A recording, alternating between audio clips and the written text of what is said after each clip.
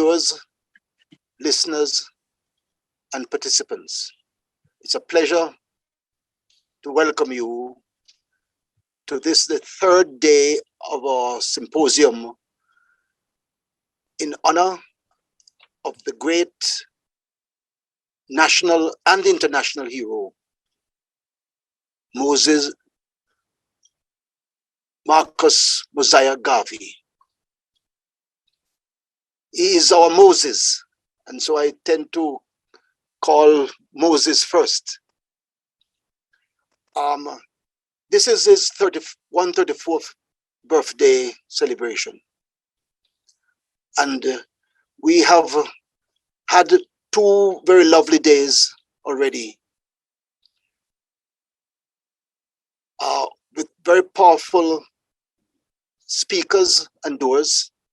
And today we're going to look at another side of Marcus Garvey. And we're going to be discussing a theme that looks at the Africa we want to see and be, the 6th region of Africa. Now, Africa has 5 regions now on the continent, and the 6th region is for us as Diasporan. And we have a very gifted and talented and knowledgeable panel that will inform us about this 6th region, the state of the Africa diaspora, and the implications, the expectations, and the commitments that have been expressed.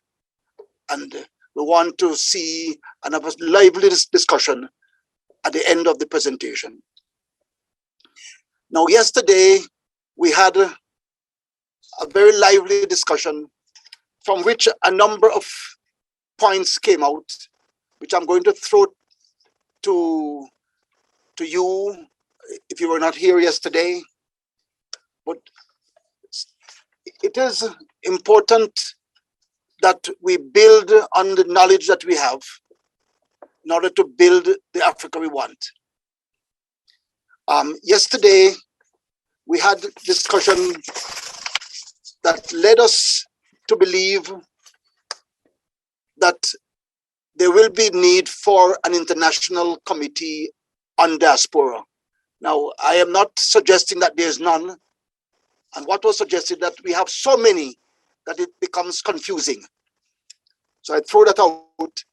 The second one is the Africa Diaspora Development Institute, that there's a need to develop and sensitize African hoping to go back home with the values and the cultures that they will expect to absorb and to respond to in Africa. There's also the view that was expressed that reparation should address the colonizers who have been at default, and African governments should address repatriation. African governments should address repatriation, and the colonizers address reparation. And there's a view that one should come before the other. I leave that. And lastly, that for this thing to be effective and work, we should look at and recommend to the governments of the region and of Africa that every government, every ministry should have a diaspora department or division in readiness for this invitation to be effective. So, ladies and gentlemen, we have a very good panel, and it is being led by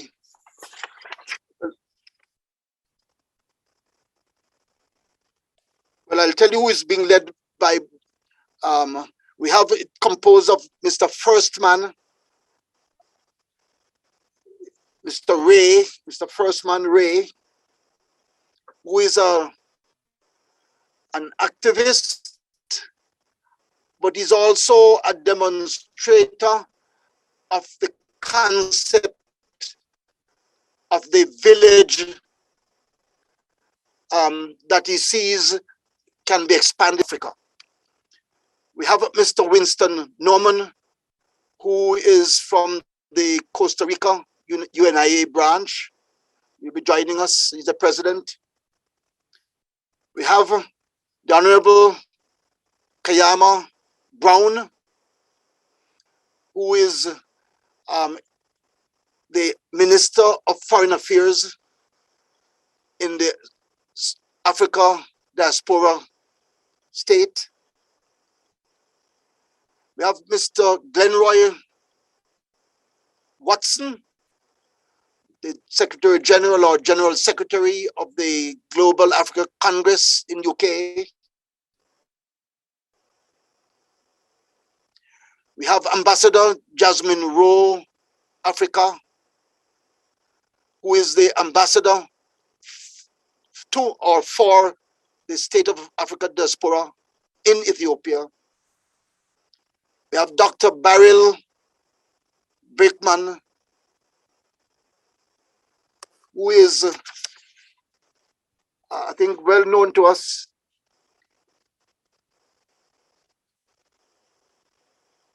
And Mr. Julian, and we have three discussants. Mr. Hoshing, Ras Oshing, Dr. Jolani Na, and the third who will be chosen from the panel of speakers. Ladies and gentlemen, I would want to invite Mr. Firstman Gray, who in absence has sent a video, and we're going to ask you to listen to the video, view the video, and then after that, we will ask Mr. Winston Norman to give us a very brief introduction of Costa Rica branch of NICA, which is like a model branch.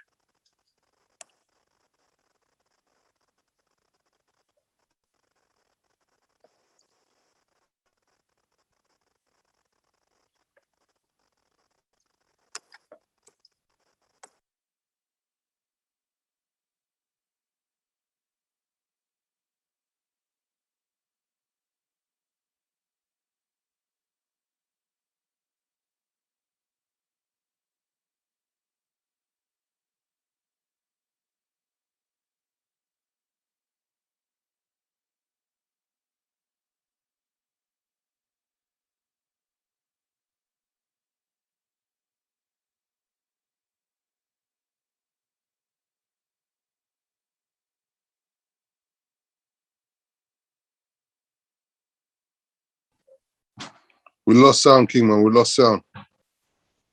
There's no sound.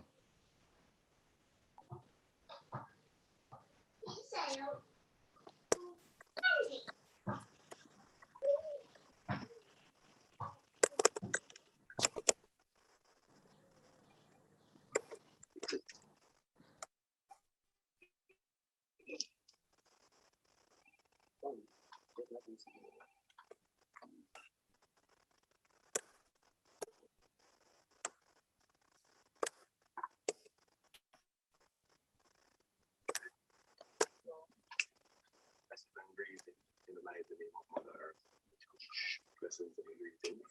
In the mighty name of the perfect balance, empressment. It is truly a pleasure to be here with my African family scattered across the world, and how we can actually bring ourselves together and use this colonial imposition and to bring a global presence to our lives as African people. I am Firstman. I hail from Rastafari indigenous village here in Montego Bay, Jamaica. And Rastafari for us is a template of how we can actually, as African people, embrace our culture, embrace our tradition, embrace our way of life in a proud way and expand for the future of our children. This space, Rastafari Indigenous Village, has taught us many things in how communities can develop and how community can become a global phenomenon around the world. So I would like to just tell you a little bit about our community, the Rastafari Indigenous Village. The background of this community is really a group of individuals within the Rastafari community who saw that it was important for life and for nature to be preserved, saw that the modern world and their idea of development was not sustainable. We would depend on nature and life. We found that trees were being destroyed in the development of tourism and in the development of manufacturing industries. And this destruction is leading to our extinction as people who depend on nature. As a result of this, we tried our best to see how we could find a way out to advocate against these types of behavior. And of course, what came to our journey was how important it is to harmonize all aspects of the society, to understand in an education and awareness program as to how to protect, preserve, and promote the culture of life. As a result of that, our story became the most important thing. And I don't know how much we can underscore the importance of an authentic and relevant story. Relevant to me and to us as a community means that we are talking about anything that affects the future of our children. How important is that? So this effort of the Rastafari family and this effort of putting together a program that could affect the public and the private sector and to build out that relationship became very, very important. This space, Rastafari Indigenous Village, is one that in our relationship with the private sector, we got a 30 acres piece of land that we were able to establish what we would want to represent. And we give thanks for people who did that, mainly Mr. Nelson and the owner of the property that we're on, Montego River Gardens. And it is with this idea of us coming together, yes, because no Rastafari really had that land 10 minutes away from the city that could provide us with our economic development that we were looking for. So that was great to be able to have that type of land. We were also able to attract within our community as someone like Arlene Mackenzie, and she brought to the table the importance of having someone to translate what communities would want to do. And she brought to us standards, standards and structure that was very, very important for us to understand the system and how the system works. And with that, we end up looking at all the different sectors and chose tourism, because tourism functions as a tool for us. It helps us to preserve our way of life in our daily gatherings. It helps us to protect those way of life that we are gathering about. And it also helps us to promote it to a very, very wide audience. So in that relationship, of course, in Jamaica, there is the tourism ministry and the cultural ministry are two separate ministries. So we couldn't leave out the Ministry of Culture and the work that they did in terms of assisting us to understand the way how communities and governments should relate and what institution our responsibilities or our what we would call our issues could be addressed. Yes, so that's the Ministry of Culture for us. And with that, it started to bring in us having standards and operating procedures that could be replicated. So by about 2012, we found that people started to visit the village and decided to themselves that they would want to replicate it in South Africa, in parts of Zimbabwe, you know, through international peace tourism movement, people like Diane McIntyre Pike and Louis Moore. And we were finding that just the fact that we had a story, no infrastructure, not much infrastructure, but the story was what the people were coming for. And it was a story about the environment. It was a story about cottage industry. And we created this kind of an umbrella organization that takes all the skill of the cultural industry, take all the skills of our traditional knowledge, and we package that traditional knowledge in a way that it became an event. We package it that it became a daily happening for visitors, both local and abroad, to be able to have an understanding of who we are and what we represent. And as a result of that, it extended into global partnerships. And these global partnerships are what we preserve today. We're talking about partnerships in Wales, partnerships in other parts of Africa. So we're here. You can contact us at Rastafari Indigenous Village Gmail. You can contact us also on our website, rastavillage.com. You can also contact us via our phone number, 876-285-4750. Yes, thank you.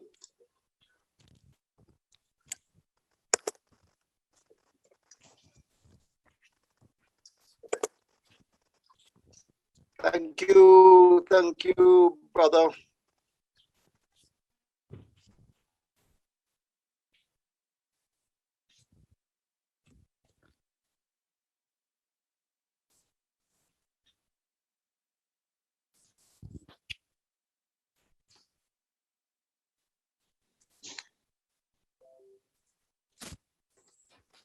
Don Dada. He's from South Africa, Zimbabwe.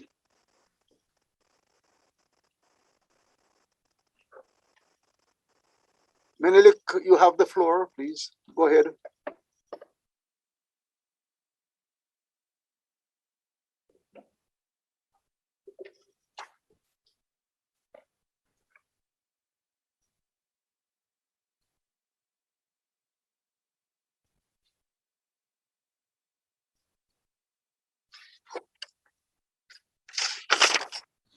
Is Menelik there? Then I'll ask Mr. Norman to speak. Mr. Norman, Mr. Winston Norman, you have the floor. Costa Rica President, NIA branch.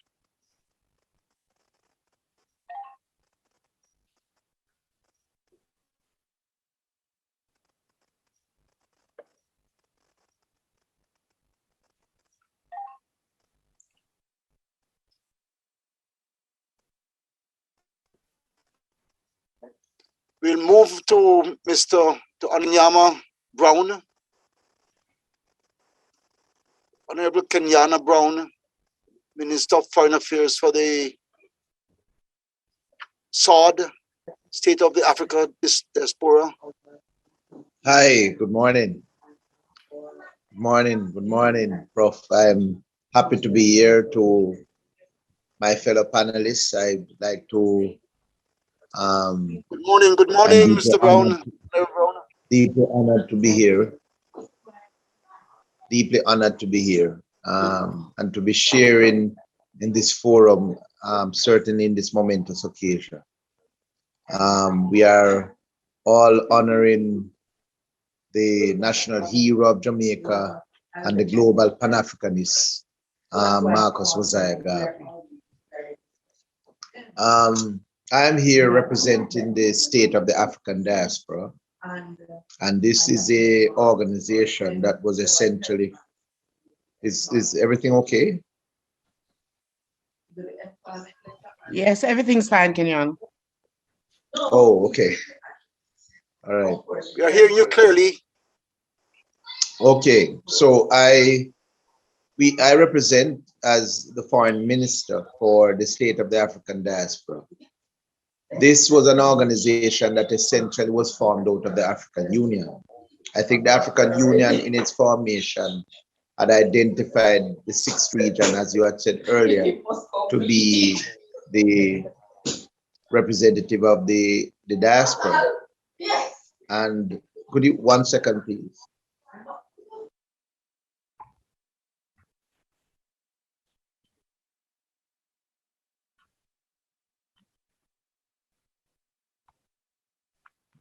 I'm sorry.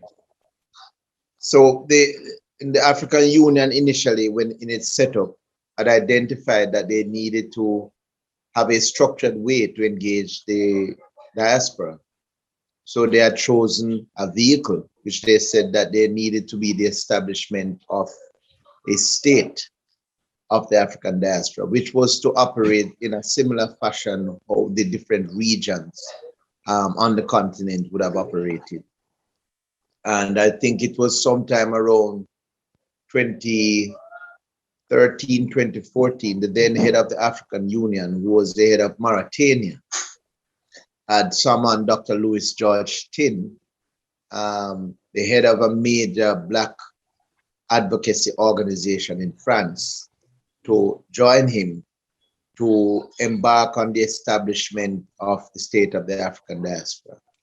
And since that time, he has embarked on it by creating the aim was to create an organization that was to be a government. So they are in structure. We are a prime minister and Dr. Louis George Tin. We have two vice prime ministers, Madam Ketura Moko, and also Mr. Hugh Johnson are both VPN. We have a parliament with members of parliaments. We have a head of parliament. We also have a foreign ministry. We currently have a State Department that oversees all of our diplomats, which within this symposium, we have one of our ambassadors, Ambassador Jasmine Rowe, who represents us in Ethiopia. And we also have different ministries. We essentially see our role as being extremely important because, as Garvey would have put it, there needs to be repatriation. Now, repatriation is something that we may do physically, but repatriation may be also something that some of us may have to do spiritually. For us at the state of the African diaspora, for us, we believe in repatriation in all its forms. But I think above all, we believe in the economic renaissance of the African continent. And I believe this economic renaissance will be achieved through the intervention of the diaspora. And for us, we believe that relationship should be one that is symbiotic, which is essentially the African continent will benefit from the diaspora, and I believe equally the diaspora will benefit. So we are looking at a number of projects in terms of our foreign relations. We are looking at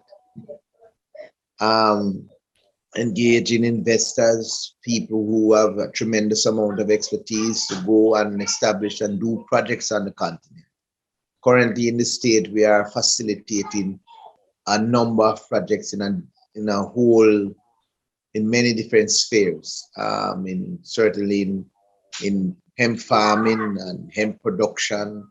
We're looking at the building of Lumi cities, which is essentially our modern Wakanda-like cities, which I think the rapper Akon has established.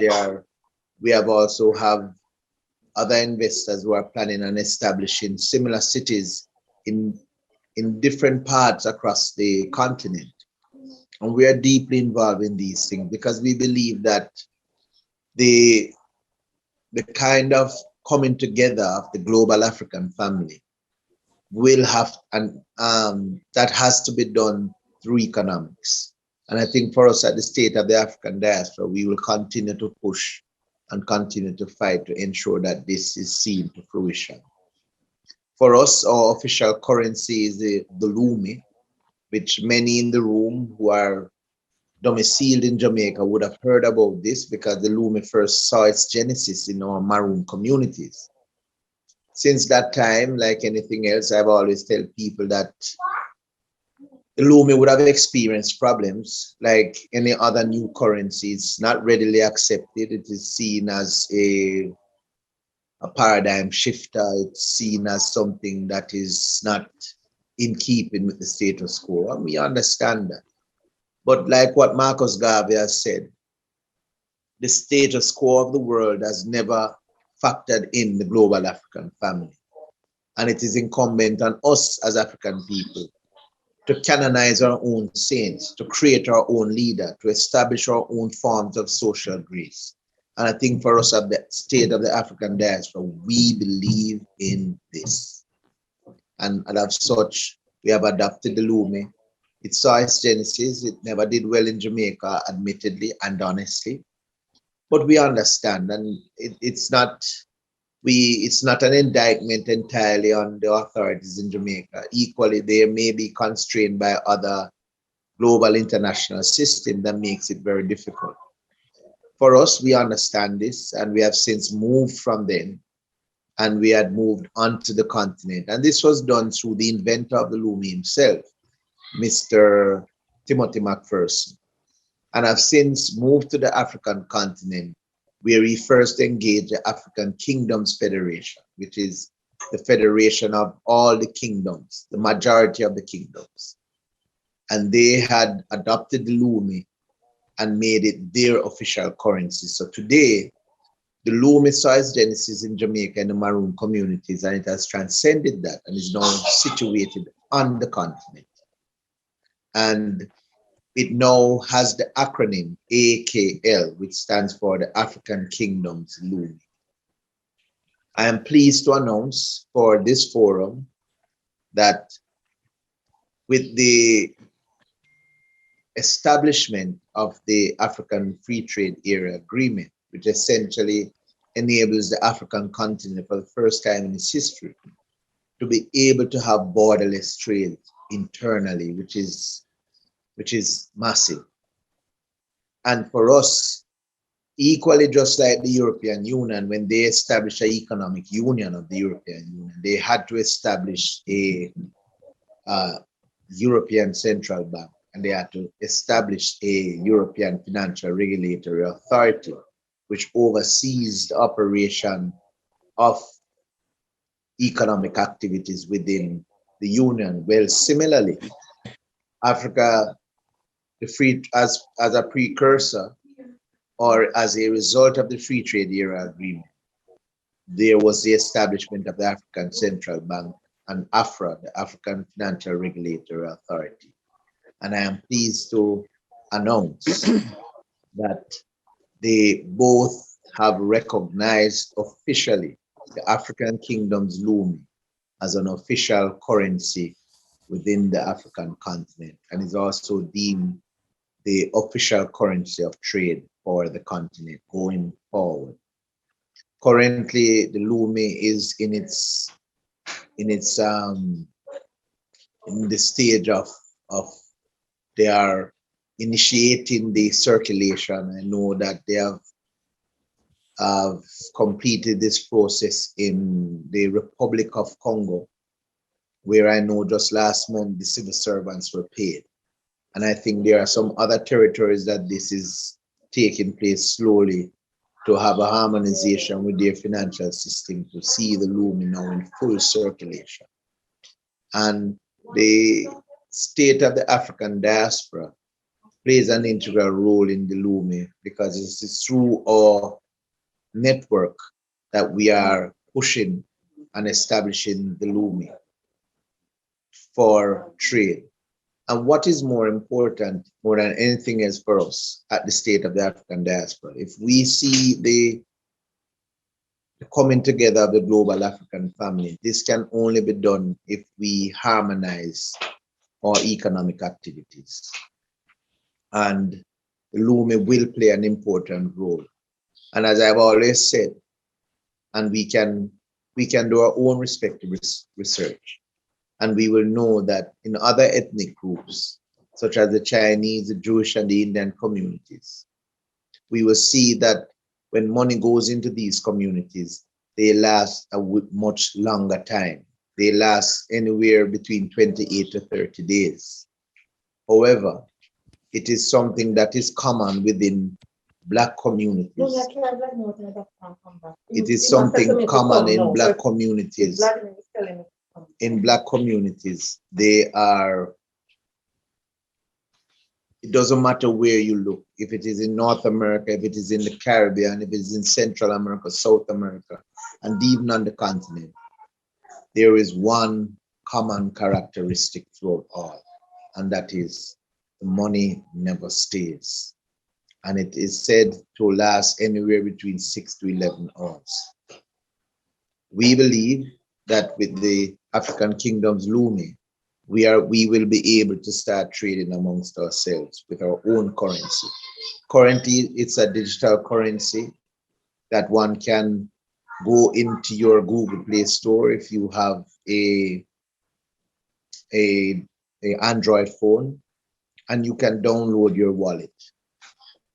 We have established a stimulus package, which has started in October 2020, and it is slated to end in October 2023, where every person who is a wallet holder, once you have downloaded your wallet and have signed up, you will be recipient of the Lumi equivalent to $100 every month, which is 6.26 Lumi every month. And this is one of the ways in which the Lumi seeks to establish trade by actually putting money in our hands. So this will enable us to be able to speak to our neighbor and said, let me buy something from you, but I'm going to use the Lumi. And this is what we're doing to engender trade amongst the global African family. And for us at the state of the African diaspora, we are playing a pivotal role in seeing this establishment throughout the global African family. Thank you so much. All the best.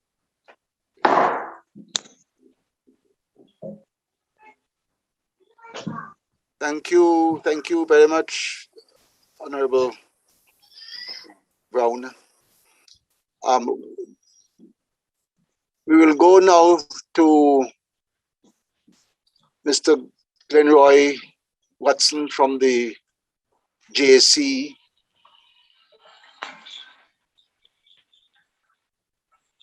You have the floor. Greetings, African family. Apologies for my tardiness. Usual thing, getting caught either on a different Zoom or trying to maneuver the timetable around the timetable in the different time zone. Very happy to be here, and greetings to everyone. On the issue of and hearing what the previous speaker has touched on, it's clear that the challenges around the African diaspora are still very great. And we need to address also, I think, in that regard, the elephant in the room. If you just excuse me a moment while I try to mute some background noises. That of the African in the diaspora. It's not work. Could you just bear with me a second?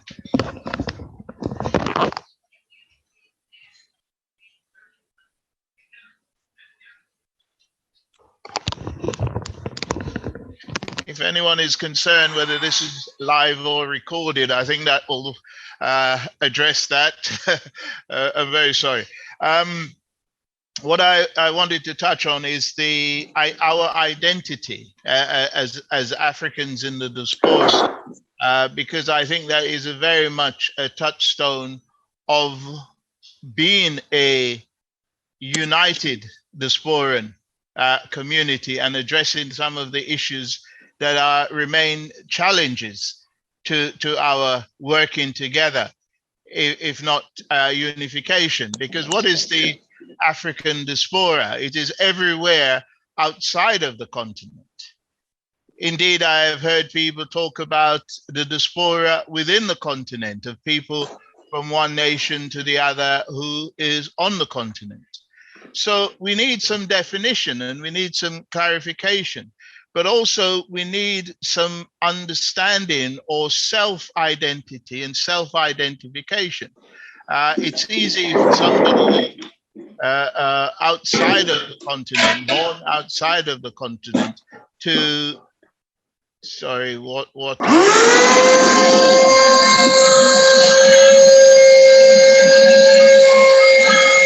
Watto needs to mute. Yeah, I think.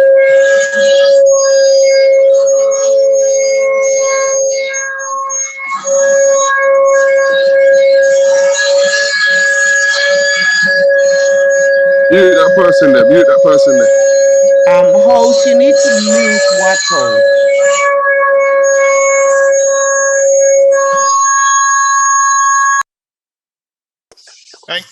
Thank you, Watto. Please go ahead. Please go ahead now. Thank you, Watto. I was wondering whether you were making a cup of coffee or sawing a piece of wood, but I hope we'll find out later on. I want to try, Elder Earl, to focus on identity within the discussion around the state of the African diaspora, because if our brothers and sisters on the continent are Zimbabwean and Namibian and South Africans before they're Africans, and if Africans outside of the continent are Jamaicans and Americans or African Americans or whatever before we're Africans, then we still have a hurdle to cross over. The concept and discussion about Afro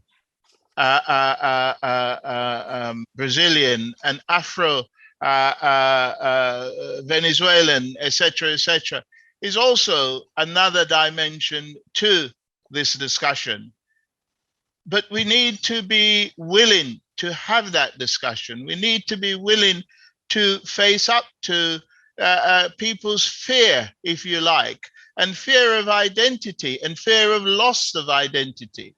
You know, it's not an inconceivable possibility that people might feel that if, for instance, the African in America became Africans only, that they would somehow lose their connection and status to that land. As Paul Robeson says, he is staying in America in order to demand his reparation and to demand his justice. So there is a reason and a connection for people who identify with various nations and nationality outside of the continent. So we need to understand where people are. It doesn't mean that an American who is an African American is any less of an African, providing he or she is clear on that point. It's not a given. It's not a given. People must be clear that the identification of self, the declaration of self and the declaration of identity is a forerunner to the unification that we want to talk about. And I say that with the knowledge and the position that I take, that not everybody will suddenly rise up and unite. We will unite on various issues, and we will unite on matters that affect us individually as we proceed along this road. So we need to put those analysis together and understand how that would impact on the work that we're doing. But if it's all so far sounds negative, let me put the positive on this, because this is clearly the dream of our ancestors, not only Marcus Garvey, but all of our ancestors, that wherever we have been scattered around the world, that we would play a particular and important role in the protection of our motherland, the protection of Africa. It has been said many times that Africans around the world will never be free as long as Africa itself is not free. It was true then and it remains true now. So we must be very clear that our effort to improve our status, our day-to-day life, and a quality of life, which we are all entitled to do, must have as part of that agenda how we ensure that Africa is improved, how we ensure that our young people are not drowning in the Mediterranean, are not being abused racially in Europe, are not being taken advantage when they have employment to be underemployed. This is a tragedy that we have here, that we are suffering under in the diaspora. We know there are specific problems on the continent, but we know also that there are specific effects of Africans in the diaspora. Another positive aspect that I believe I can add to this is that the African Union, the OAU, its predecessor, had always had the concept of including the diaspora. It has to be said, however, I think that they've stopped on how and when and what resource and what assistance will be brought forward. But I don't believe, that I'm sure many people on here, we do not believe that we should wait around to have our hands held in doing the work of Africans in the diaspora. And so I welcome those organizations that have stepped up and are saying that they will engage in civil society, engage in aspect of African unity in order to work with the African Union. The Global African Congress is such an organization. The Global African Congress is about mobilizing Africans in every quarters on this planet, including the continent, so that we are linked up in every way we can. It is should not go without saying that since our concept in Durban, South Africa, at the World Conference Against Racism, where we had the African and African Descendants Caucus. I'm not an African descendant, I'm an African, but nonetheless, these terms have crept into our language. We concepted that the African community should, within a year, form an organization to take forward the gains in South Africa, which was that enslavement and colonialism were crimes against humanity. From there, we went to Barbados and established the Global African Congress. And it should be said that there were challenges there. There were challenges in Durban, where the Americans and the Israeli walked out. There were challenges in Bridgetown, where various people felt that Africans should not be organizing themselves in this way. You might remember, and the anniversary of so-called September the 11th is on the horizon. Immediately after Durban, September the 11th occurred, and the American expected everybody to march through its tune to fight terrorism. We have survived all of that, and the Global African Congress is still here and is still on its agenda to reach out to Africans across the globe, as is our mandate.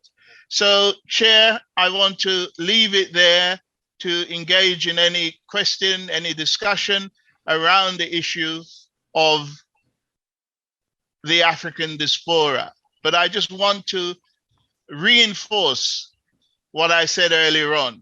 The challenge is about identity, and the challenge is about how all variants of our identity, because they are variants, fits into our unification. Thank you, Chair. Thank you, Mr. Watson. You identified identity as an issue that we need to discuss. Fanon argued that the independence struggle would not just be about the transfer of power through the vote, as Marx envisaged, but about the creation of a new man, a new African identity. Because as the loyal colonial subject as he was, would have steeped him deeply into the colonial ways of thought, behavior, and being. And therefore, this new man would need a period to unclog or to decolonize or to declog his mind and ways.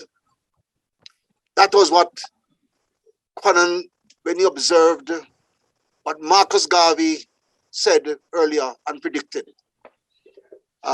Thank you very much for that point, and I'm going to now ask Ambassador Jasmine to take the floor. Greetings, everyone. Good evening, good afternoon, and good night, wherever you are. I would like to thank Otto Glenroy and Ambassador Kemiana on their talks, because both are relevant. You know, one of the things that most of us have learned is that no slave master wanted to free his slaves. None. So when we talk about the OAU, the African Union, and all the organizations that we have set up as Africans for ourselves to mobilize our people, they always come in. The colonials always come in and splinter us, you know, to make sure that we never unite. So we end up with Pentecostal, Catholics, and different nations. But I won't go down that road. I will look at our name. You know, the colonials have named us Negroes, Coloreds. What else is there? Afro-Caribbean, African-American, but they will not accept us as Ethiopians. We are Ethiopians, or we can say Alkebulan, or we can say Kushites. In order to identify ourselves with each other, we need to be one people. Ethiopia means sunburnt, people that of dark skin, of sunburnt skin. And it's about time that our nation unites in using the name. Can the person mute, please? It's about time that we look at who we are, study who we are, and use that name that we have, because that's one of the things that will unite us. I do hear outside, when I'm outside of the continent, that people talk about Africa and the tribes, you know, but we really have to look at ourselves from the Caribbean and America and other places outside, that we also splinter into tribes. We have the Jamaica, the Barbados, the Trinidadian, the St. Lucian. Those are tribes, no different than the Yoruba and the Hausa, or the Aromo, or, you know, the Aromo, the Amara, and so on. There is something that's been derived to separate us, that we find it hard to unite. Everyone can have their own opinion, but we must learn to unite under one umbrella to be able to solve the problems, or the unity that is needed for us to move in one accord. If we have on the agenda that a repatriation, or better still, the economics of our nation, because England or Britannia was originally Ethiopian people, or we would say then of African descent, Black people, if we want to use that word. China also, with Jamaica and the islands, when Christopher Columbus arrived on the island of Jamaica, for instance, he said there was a people to the likings of Ethiopians, again, sunburnt. Before colonialism, the continent as we know it today was called Ethiopia, Upper Ethiopia and Lower Ethiopia. The Atlantic Ocean that they have named was called the Ethiopic Ocean. Even France, Sicily, Italy was all part of the continent. That's our continent, that's our homeland. but we were outside also. We need to try our best to build an central economic building, trading with one another, and stop giving our money to the people them that enslave us. We are financing them daily. It's why I like when Kebiana talk about the Lumi. Here in Ethiopia, we use the Lumi. We're presently talking to the airlines to accept the Lumi, the hotels to accept the Lumi, so that people can come in and pay with their Lumi. It's our money. We have to make it work for us. When they brought in this currency called the euro, what would have happened if the people of Europe didn't use the euro? It wouldn't go anywhere.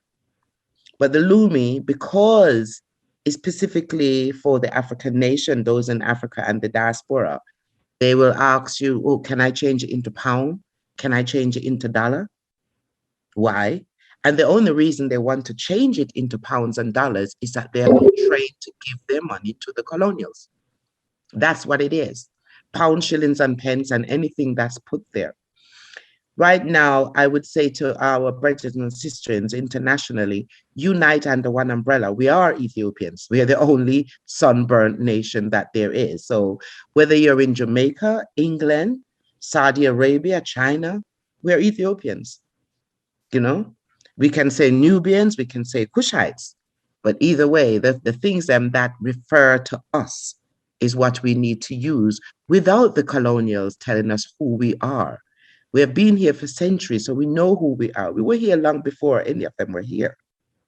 So let us be who we are and unite under that one umbrella, one nation of people, one currency, and with that one aim to build our economics standards, because it kind of hurt me, you know, that there's all this COVID thing going on, and yet we don't have our own hospitals. We don't have our own. And even if we say in Jamaica or in Barbados or in the islands that we have our own, somebody else is financing it. I remember with the African Union, we had Ato Gaddafi funding the African Union.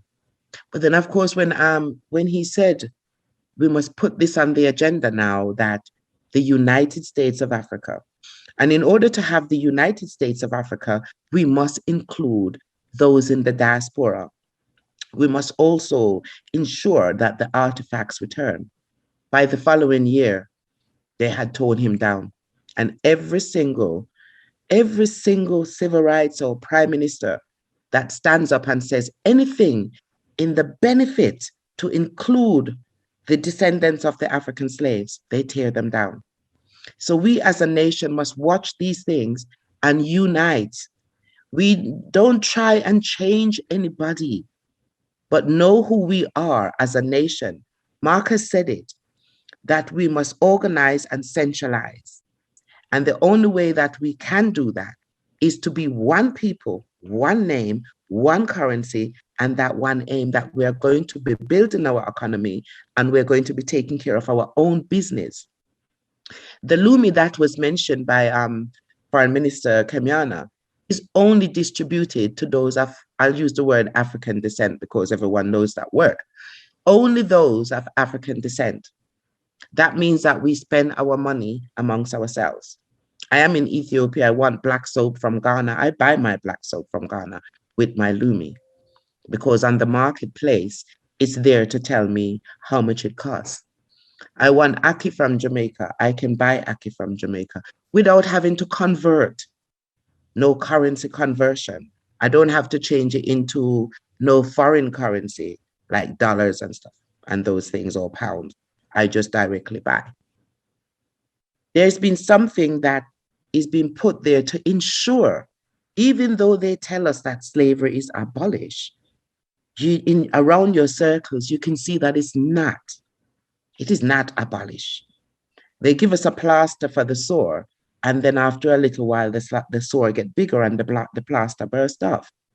We have to look at who we are and what we want to do in life and how we can build our economy, and don't be looking at what the colonials are taking care of their business. And I think a lot of their business is to splinter us, It's the same thing on the continent. I mean, as I say, it was Upper Ethiopia, Lower Ethiopia. Now we have Nigeria, Ghana, Kenya, you know, that is also splintering. There was a time when there was one language on the continent. Now there's hundreds. They don't understand each other. Even brothers and sisters don't understand each other because the colonials were able to split. And it's not like say they came in these times and just split. Migration. A child that left with their parents to somewhere else no longer speaks the language of the root of where they come from. These are serious issues that we must look at and say to ourselves, okay, we're going to unite. I will always go back to the Rastafarians, you know. I'm a Rastafarian myself. I'm an ambassador, but I'm a Rastafarian myself, and I'm a proud one. And my journey brought me from Jamaica to England to Ethiopia to settle. And we have seen how news and propaganda had degraded the Rastafarians. Why? Because they were saying back to Africa, you know, simply back to Africa. And they did not want that to happen. So the Rastafarian was degraded.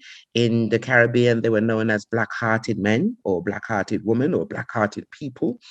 Then going into another century, they are just born ganja and pregnate other people's daughters.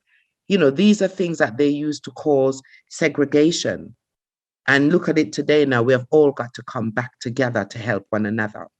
And basically the Rastafarian in the 60s, 70s, where what was happening in Jamaica, it was also happening in England and in America and in Zimbabwe and everywhere that we were to this day.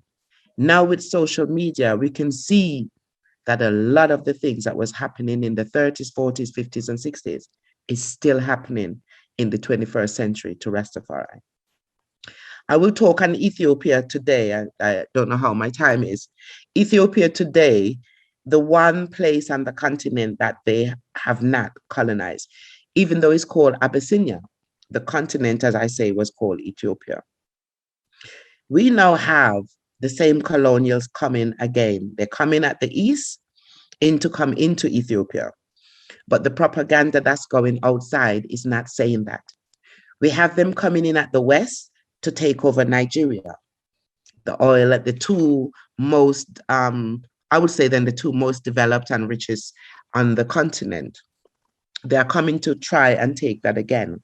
And this is one of the reasons why Ethiopia's call out to the diaspora, because you're out there to stand up. Look at what's happening in Ethiopia yourself. I think we have over 5,000 Jamaicans, you know, from Jamaica, Barbados, Trinidad, St. Lucia, and the other areas that are in Ethiopia. We have about the same in Ghana, about roughly around the same in Mozambique, in Malawi, in Tanzania. So we didn't just repatriate to one place, we are here. Check us, find out what is really happening on the continent. Because right now you have the CNN, France 24, all these other ones that are using propaganda as an excuse to come back onto the continent, to recolonize today. And it's like the magic word is the propaganda, the human rights, which you have heard before, human rights violation, famine. These things we have heard before that is being used, and we sit and watch the television and hear it and ignore it. Well, my brothers, today, 21st century, don't ignore it.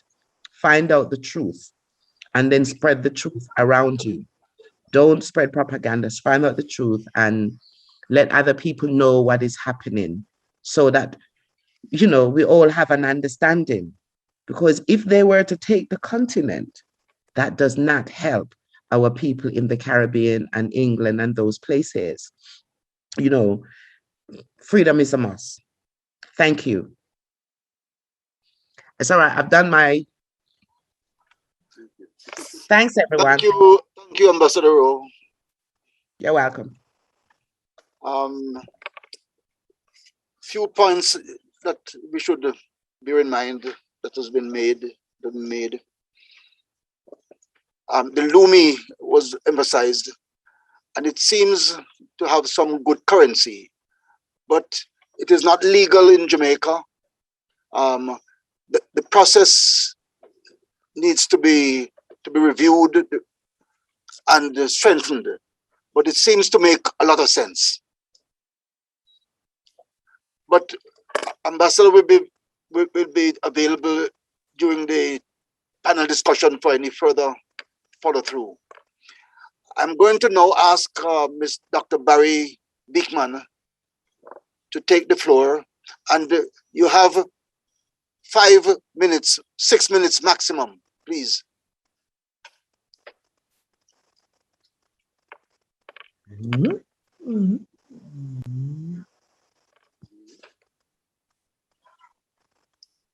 Is Dr. Beekman?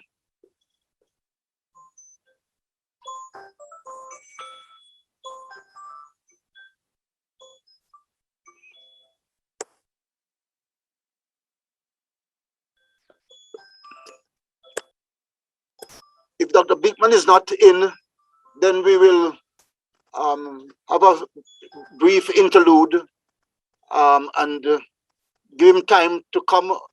Then if it doesn't come, we move on to the panel.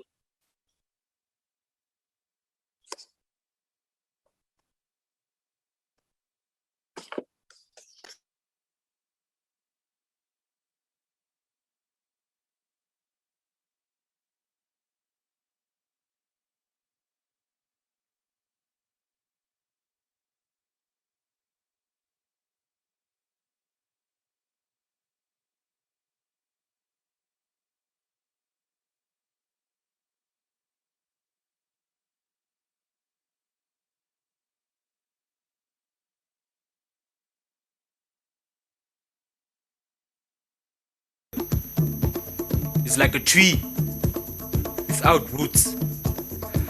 Africa for Africans. Those at home like me and those abroad. Again, I feel dedicated to tell you this.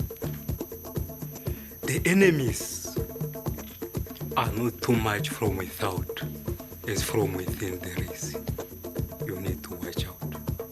The ends that you serve that are selfish will take you no further than yourself. But the ends that you serve that are for all will take you into eternity.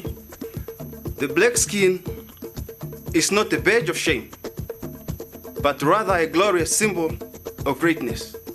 Black folks, teach your children that they are direct descendants of greatness, the greatest and proudest race who ever peopled the earth. And it is because of the fear of our return to a civilization that might outshine others. Real men laugh at opposition. Real men smile when enemies appeared. Africa has become the biggest game of the nation hunters. Today, Africa looms as the greatest commercial, industrial, and political prize in the world. Never forget, intelligence rules the world, and ignorance carries the burden.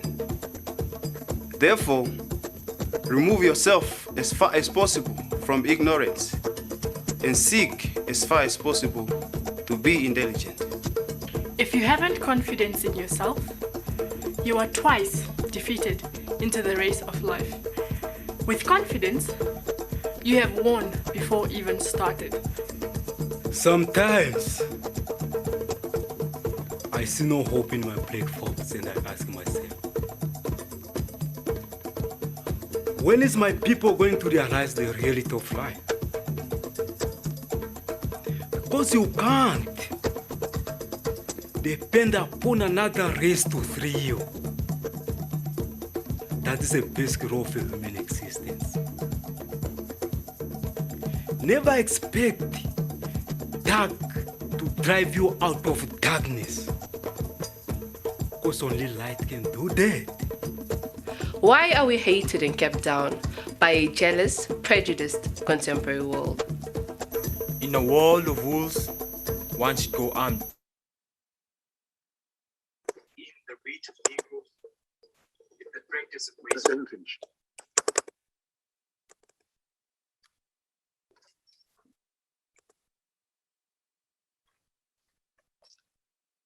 Mr. Beekman, you have the floor. Dr. Beekman, you have the floor.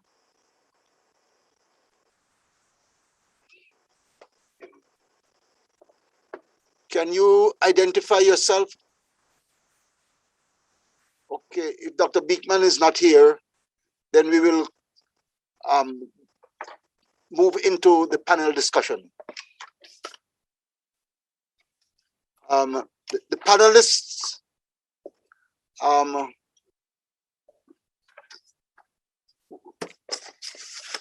will comprise Mr. Janaya. Is he here? Just show your hand if you're here.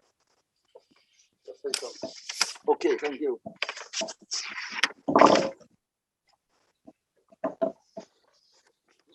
Dr. Rashida Buchanan, is he here? Just show your hand. Dr. Rashida Buchanan.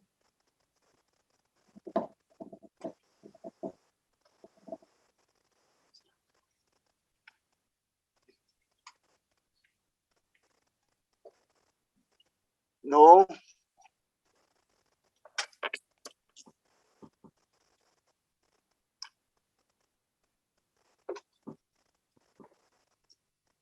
Then we'll ask two people from the audience to join. Professor Shepherd, are you willing to join the panel discussion? Just show your hand if you yes or no. I wasn't prepared for that, but sure, no problem.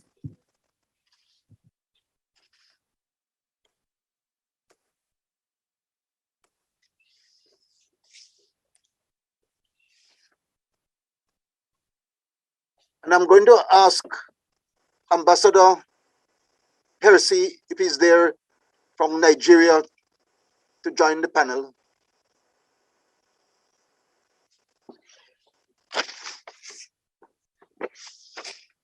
Is Ambassador Percy still with us? Show your hand if you are, please.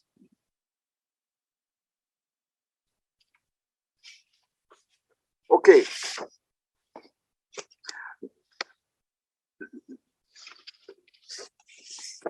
Now, Naya, I'm going to ask you to lead this panel and to involve and to discuss some of the issues that have been raised by the speakers and to engage with them if you need any clarification.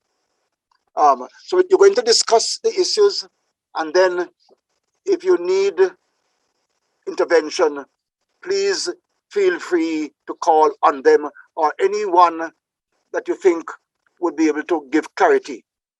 We are hoping to advance the discourse so that we have new issues and new solutions to propose.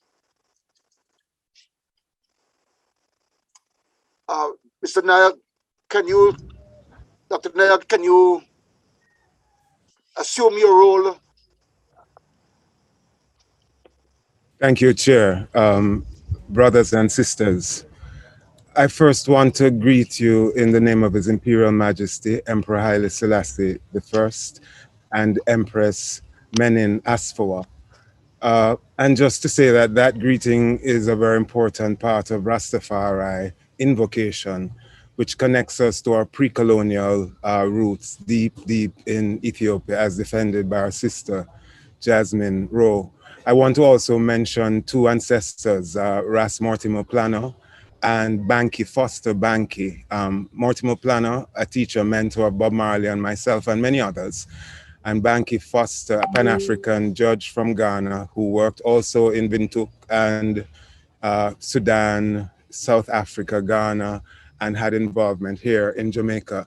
This kind of representation here today as a bilateral celebration of a Pan-African giant is in keeping with the kind of work that both those individuals represented. And I want, for the records, to bear their names as a part of this moment. This afternoon, we've heard, depending on where you are, evening, night, we've heard a lot of fruitful conversation.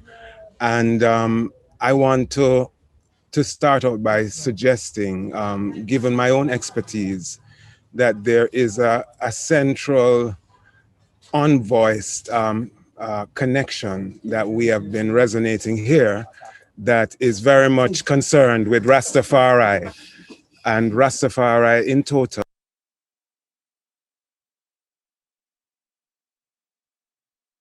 Rastafari in total as a specific diasporan citizen that really culminates this reparational, repatriational ethos that we are here grappling with. So when we're having this conversation, we have to think in the way that Carl Boyce Davis identifies Rastafari in the diaspora as a sort of collective identity, especially for Africans who feel stateless, irrespective of where they are. The brethren Glenroy Watson talked about these identities, and the solidness of the identities that we hold in relating to the issue of reparation is very critical. How do we see, understand, reason ourselves? And I think this speaks to what has been coming forward. Bongo Greece previously on yesterday spoke about the need for self-repair, internal reparations, setting right those wrongs that originate within our spaces in order to deal with this. And in this way, again, Rastafari is an exemplar as to the worst kinds of atrocities that we have inflicted on ourselves because of an African identity, essentially, and claims for reparation and Africa. Firstman helped us to understand that Rastafari is not in any way static. There is always been a sense of progress and interest in the world as it is unfolding. And this we understand through the example of the emperor. And Firstman gives us the Rastafari village as a modern, online, web-based representation of the culture as a way of merging the need for economic administration, community interface, all of these things. And this brings to mind what is also in the scholarship. I describe it as now being the online, Rastafari being one of the most online communities within the indigenous space. And so much so have been conducting during social distancing all the community rituals in this space, and for the last 20 years has been engaged in this kind of teleconferencing and linking up of what is an international family. This leads me to suggesting that Rastafari is tangible as a significant Pan-African identity across the Caribbean, where its numbers range as much as 25% in certain populations. And this is not supported by census because in many instances, Rastafari are not captured, but the ethos captured by many anthropologists through other observers, the connection to reggae, ganja, and all of the Rastafari spheres suggest that we're talking at least 25% consciousness that is in this order of alternative thinking. We were presented with the context of the need for alternative economy.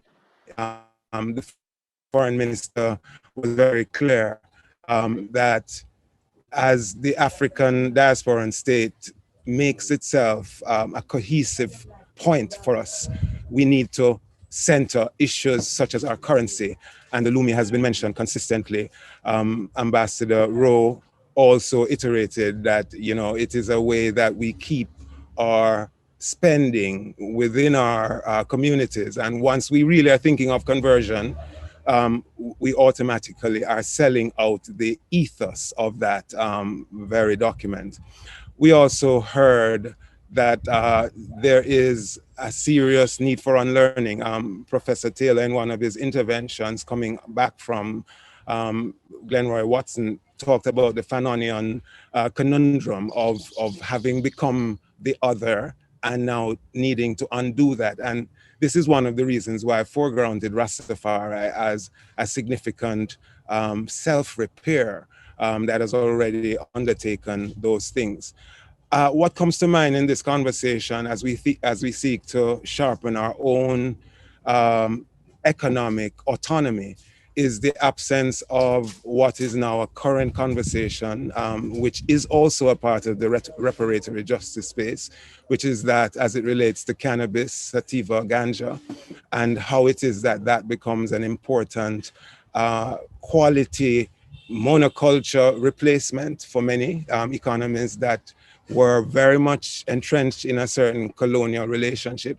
And even in this space, we have to be careful because we've seen that as big companies relate to Africa, they're treating Africa as an offshore production point to take back large quantities of cannabis, which they can extract and sell back to our very economies at large prices. This for me raises one of the things that has come up in this economic space, how it is that the triangle trade is only disrupted as far as it relates to our connection with Africa, within Caribbean African trading connection. But all of the traditional connections that provide us with the oxtail and the salt beef and the entrails from Europe, which the 10 points of our CARICOM reparation remind us are parts of our dietary ill health. All of those links still exist.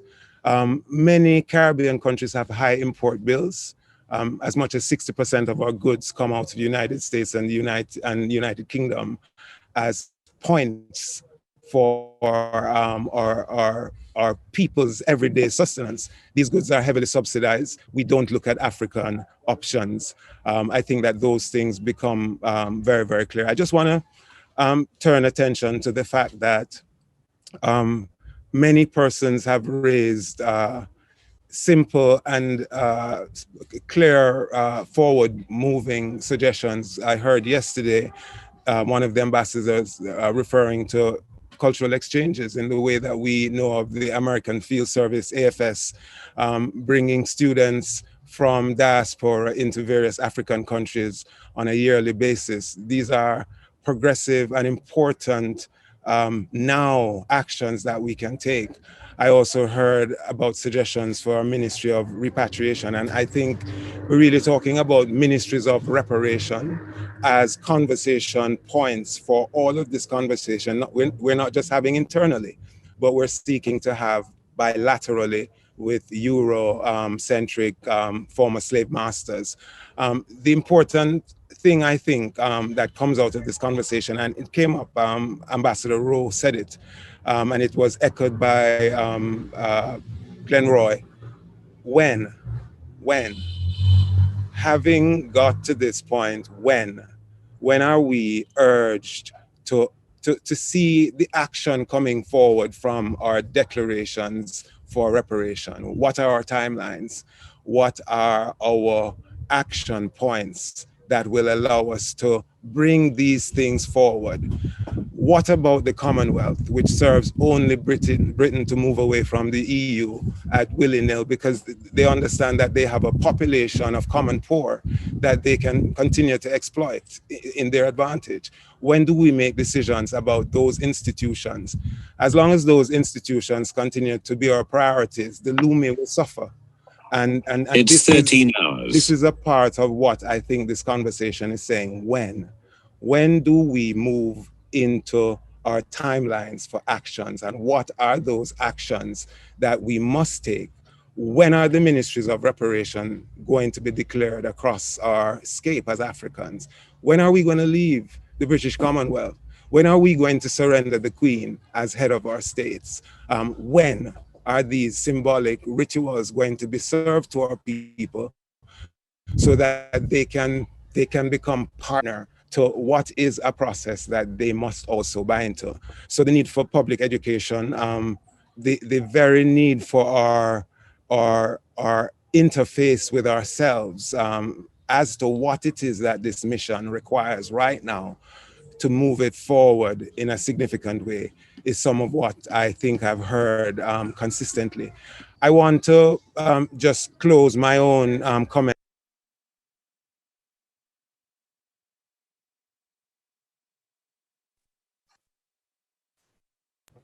I'm sorry. I want to close my comment panel by saying that when Prime Minister Cameron visited Jamaica in 2015 and offered 25 million pounds to build a prison because it would save taxpayers 10 million pounds, in the middle of our reparation discussion, this is not a Jamaican issue. This is an African issue. Africans are consistently deported from places that they served, they've been born in, and this is the deportable subject that Carl Boyce Davis reminds us that we are, wherever we are, and which is why the strength and militancy of Rastafari holds a significant point for us. I'm suggesting that we need to not just solidly work together in bilateral and interpersonal ways, which is what this conversation requires. But we also need to be solidly behind each other whenever any nation has an issue with the colonial masters that affects us ultimately, as we all understand the issue of ridding British prisons is something that is high on their agendas. They're willing to provide that kind of support. And this is the irony of the reparatory justice discussion.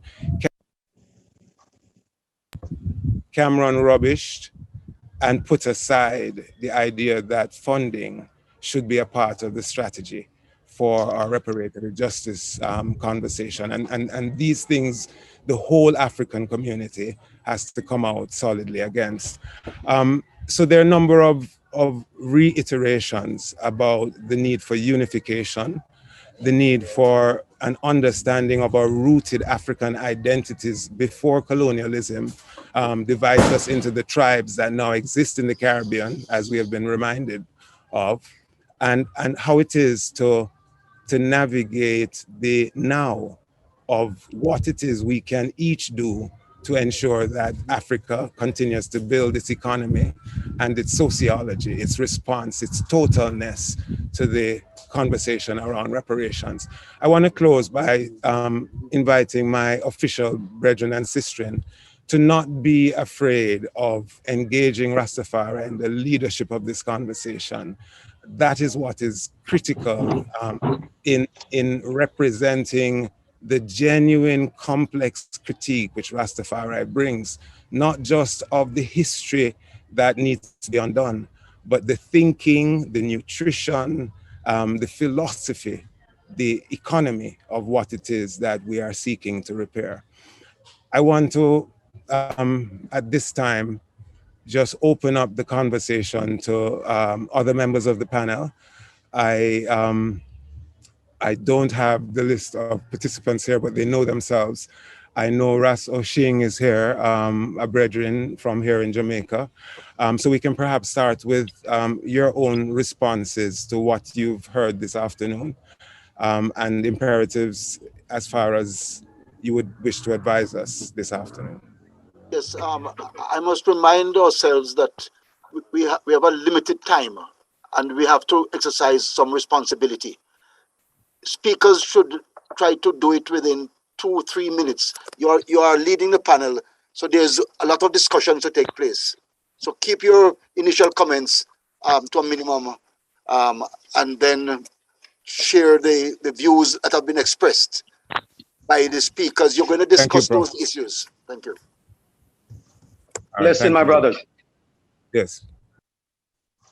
Thank you very much, Brother Jelani. And as what we always say, in the presence of the Supreme Being, the great Order of Divinity, the Alpha and Omega, blessing to our family across Mother Earth. And I'd like to say to the wonderful speakers that we've had, we've listened to many of the position that was put forward. And we must remind ourselves that from 1930, when Rastafari became Haile Selassie, right, we started to put together the program for African unity.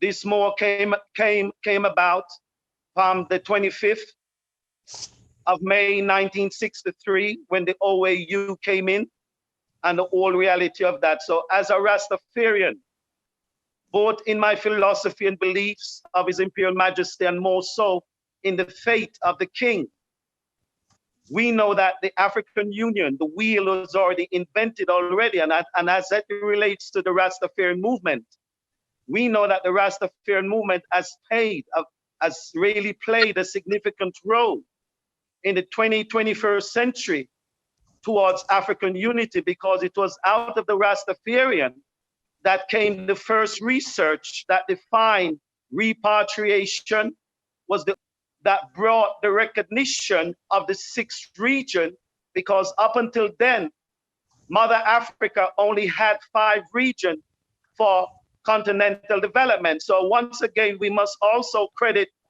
our great elders like Shaggy Berry, Martimo Planner, Ras Kodjo, Bongo Shefon, Bongo Tani, Bongo Time, Irie Iron, and the list of the name, and Fillmore Alvaranga, Sam Clayton.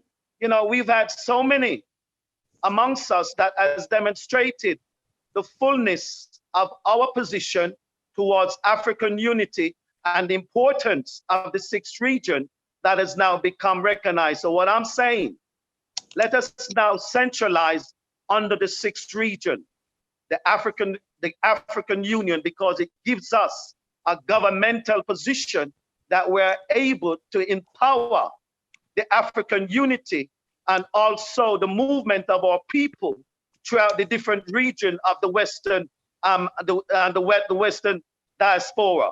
So that is my position. I will not hold it up any longer, but wonderful things is said, but we are working it in for the final solution. And as what we heard, the ganja, Jamaica has a particular strain that creates the very best in medicinal, the full spectrum. So we know what we can use to create our own economical liberation and the whole process of it. Our ganja has the healing benefits. Also, it has the economical, because the full spectrum is now become a world demand of the world all over. So that's where we are, my brother. Give thanks, Raso Shing. Well heard, iterating the importance of economic independence. Professor Shepherd, I know you've been asked and you say you were not necessarily prepared, but I know you have something to say here. You're welcome. Thank you so much. Greetings to everyone. Thank you. They always say don't call on a man suddenly. They didn't say the same thing for a woman, but it's okay. I'm here and in the movement and happy to say something else since I said something on day one. I want to pick up on something that I hear repeated through the presentations, and I appreciate all the presentations. Thanks to everyone who spoke. I heard a kind of call for alternatives, alternative identity. And I think Glenroy spoke feelingly to that. Why are we afraid to be called African and we always have to be hyphenated or not? And the not is not on the African side. We choose nationalities and not a country, an ethnic group, an identity like that Marcus Garvey called for. I hear the need for an alternative currency, but these alternatives that I'm hearing is not alternatives to divide. These are alternatives to unite. I also want to throw in the need for an alternative ideology, philosophy, history. Marcus Mosiah Garvey said, history is the landmark by which we are directed into the true course of life. But what we are seeing in many of our diaspora communities is still elements of the Eurocentric colonial history. And I often wonder, what is it that is so destabilizing about our history? why nowhere in the Caribbean, I can't speak for the African continent, but in this part of the diaspora, nowhere in the British colonized Caribbean is our history compulsory, so that we will have a more liberating narrative of self, an anchor to an identity. And I want to repeat that appeal today. And finally, I want to say to all of us, and I think Jelani invoked this, these issues we're talking about are not sectional issues. And these issues require that strong spinal cord that we have been theming this conference. I give you an example. And it's about the body. It's about if one part of the body is hurt, the other parts of the body will feel it and should. And my appeal is for all of us in Namibia, Ethiopia, in Nigeria, in Ghana, all across the continent, and in the Caribbean, Latin America, all wherever African people are. When you hear or when you read in the media things that serve to oppress us, like what Cameron said, or recently what the outgoing High Commissioner of the UK to Jamaica said, referring to our ancestors as dead people who do not deserve reparation. We must speak right across the continent, right to the Gleaner, right to the Observer, speak on various media. We need to exercise that strong spinal cord and stand up for each other. And we must say, people who choose alternatives are often exiled. We know that. We can't pretend that Marcus Garvey was embraced all over. We know that he had to go away to find himself. And so, on behalf of the dead people who are too revolutionary to be allowed to stay in our spaces and who suffer for it, I say, find that spinal cord and stand up on behalf of our dead people. I end with some of their names. Jacob, all these people I'm going to talk about or read their names were transported or deported after the final Emancipation War in Jamaica, too dangerous to stay. Jacob, Henry Dwyer, James King, Alexander Simpson, Henry Betts, Jones, Ludovic, West Valentine, Haley Williams, William Duncan, David Grant, Thomas Dove, Kitty Scarlett, Sarah Jackson, and the list goes on. Let us stand up, find that spinal cord, choose alternatives in the interest of those they are trying to denigrate as simply dead people who developed Europe and disfigured our part of the world. Thank you very much. Thank you so much, Prof. Shepherd. Always excellent, well said. Excellent, Prof. Shepherd. All right, give thanks. I see Ambassador Frank I. Francis. Was there another designated panelist that is here? If that person, Prof. Taylor, you had mentioned a fourth person. Dr. Beekman, if he's not there, then we will discuss the issues that have been raised, and among them, the state and status of SWAD. Prof. Taylor, just 1 second. Dr. Jelani Naya, just 1 second. Dr. Beekman is a woman, and I know she was going to talk about the DDPA and the International Decade for People of African Descent, but I don't see her, so I think we can move on. Okay. An issue was raised by Dr. Arikana about the legitimacy of SWOD, that it has not been ratified by the minimum of parliamentarians. So one of the things that could be discussed and the LUMI is very important. That's a common denominator for diaspora. I think we should have something to say on that. Back to you, Mr. Moderator. All right, thank you, Prof. Taylor. Dr. Jelani. Yes, Firstman. Yeah, man, this is Firstman here. I don't know, yeah. Firstman, you are part of the panel, yes.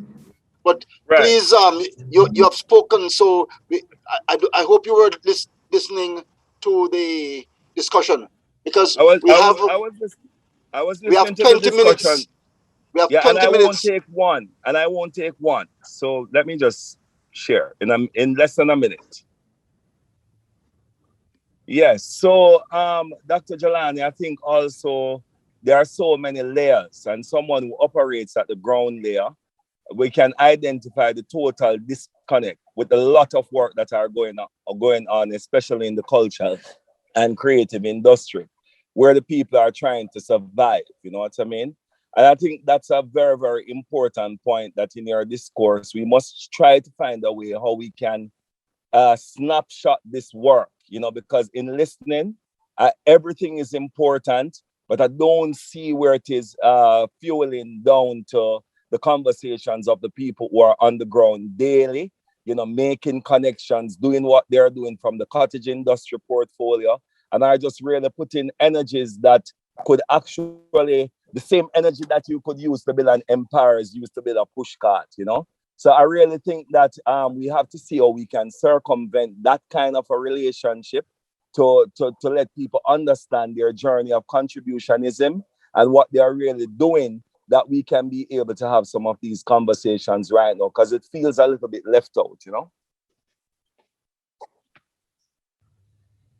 All right, give thanks, Firstman. I see a number of hands that are up. Professor Shepherd, do you have your hand raised? Oh, no, sorry. Okay. I see further Chaplain, EWF.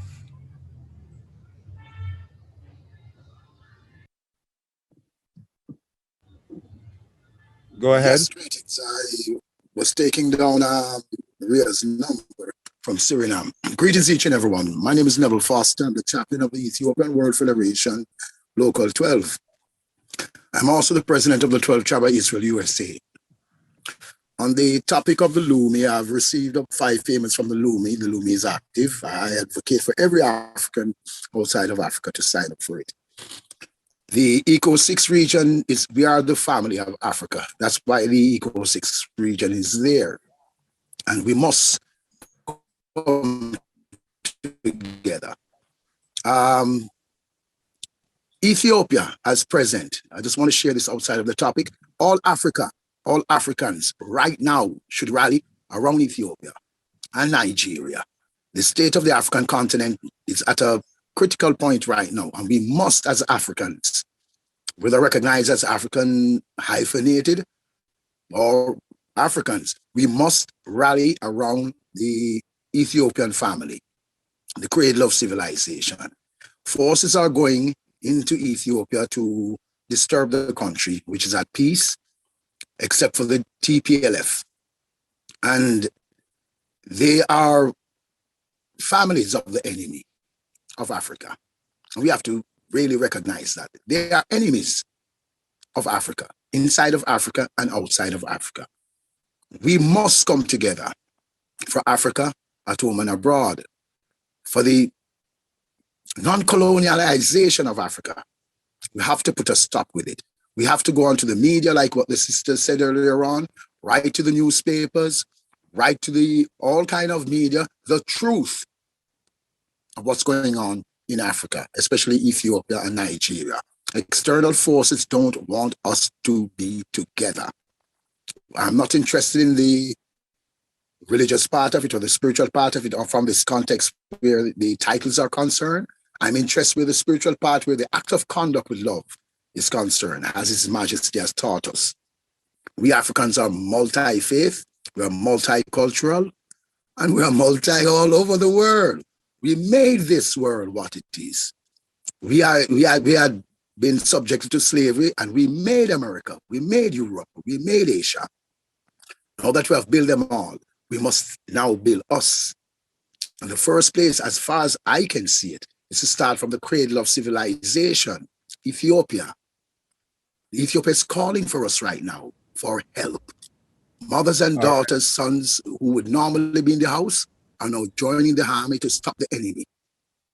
If these enemy enter Ethiopia, they will once more enter Africa, and we will be back where we don't want to be.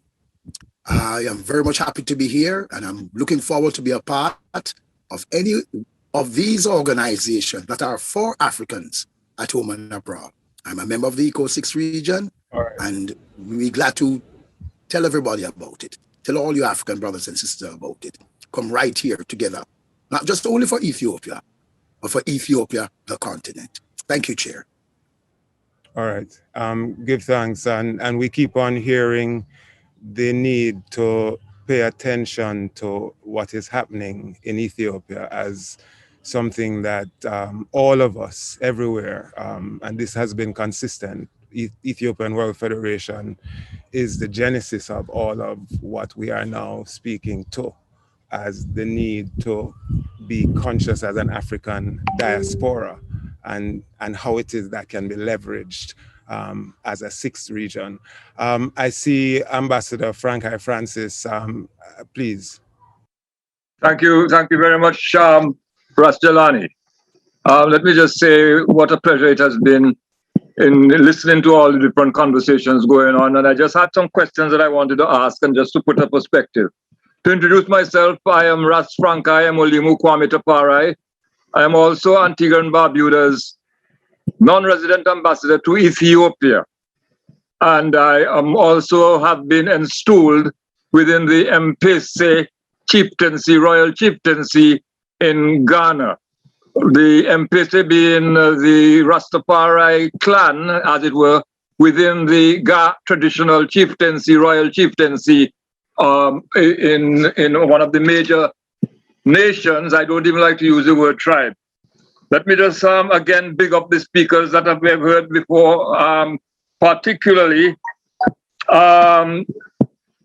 Sister Vereen Shepherd, Dr. Shepherd, and in her cry for the teaching of history, which I know she has elucidated to us here in Antigua and at various fora with which we have been associated with and hearing from Sister Vereen Shepherd. You know, I think it's a very important aspect in terms of the education of us and in terms of even the identity of us that has been brought up by Mr. Watson and others in talking about establishing our identity as African peoples.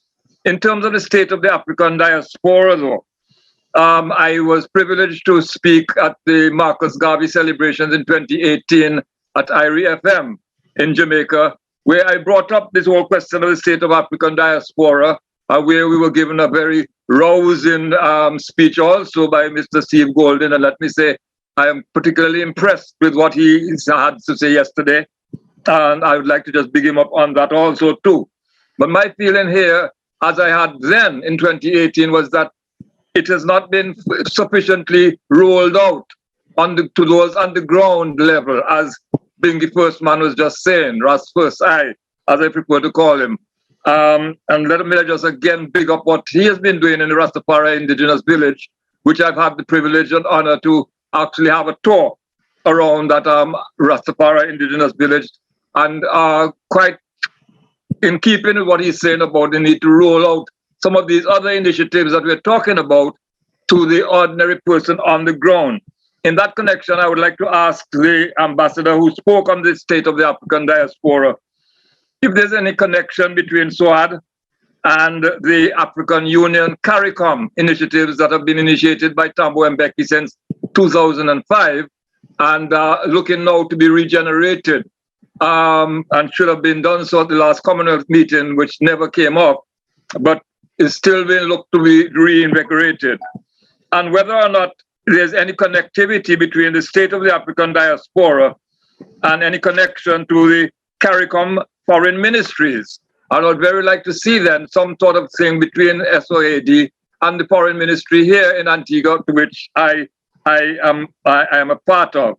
And even to get some idea of how we can make those contacts, like their email addresses and websites, etc. So just to ask these questions, and hopefully we'll hear some elucidation on that, particularly on the state of African diaspora and of the African Diaspora Development Institute, which has been rolled out by Her Excellency and with her aegis, Dr. Arikana Chikomboro Kau and PLO Professor Lumumba. Thank you very much for the introduction. And again, big up to all those speakers who have come before. Sister Vereen, Dr. Vereen, we see you don't have on your very able, you know, what we have got accustomed to seeing your beautiful African headdresses. Yeah, and you know, we miss them. They give you that direct impression as an African queen. Give thanks, all ones. Give thanks, Honorable Ambassador Frank I. Francis, for those words. And I know that this link is particularly important to the work that you've been doing across the Caribbean and recently in Ghana and elsewhere. So I'm hoping that the fruits are seen from this. Okay, there are a number of hands. Erulu Tonwasi. I hope I got that right. Well Erulu. done. Well done. Greetings all, and I bring you warmest greetings from the Yoruba land of Ife Oòduà. I want to repeat that.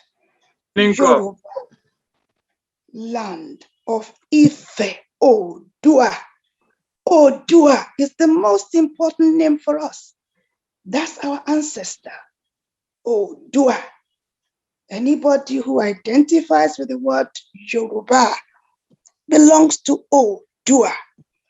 I want to thank Sister Marcia for her love. The love she has shown to me, and it's the vehicle of love that has brought me to this most illuminating session. Wow. I want to first comment on the word identity. It was fascinating to listen to. Please forgive me, I didn't register the name. Talk about diaspora. Thank you. I have issues because, you know, in the geographical area called Nigeria, you will see I say Nigeria because we are no Nigerians.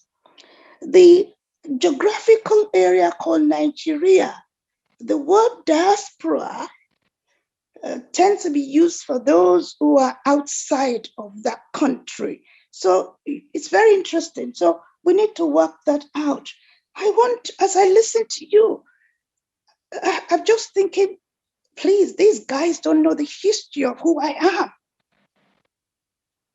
As far as we, the Yoruba kingdoms, are concerned, Ojumamoni Ife Oye, the day broke in Ife, not anywhere called Ethiopia.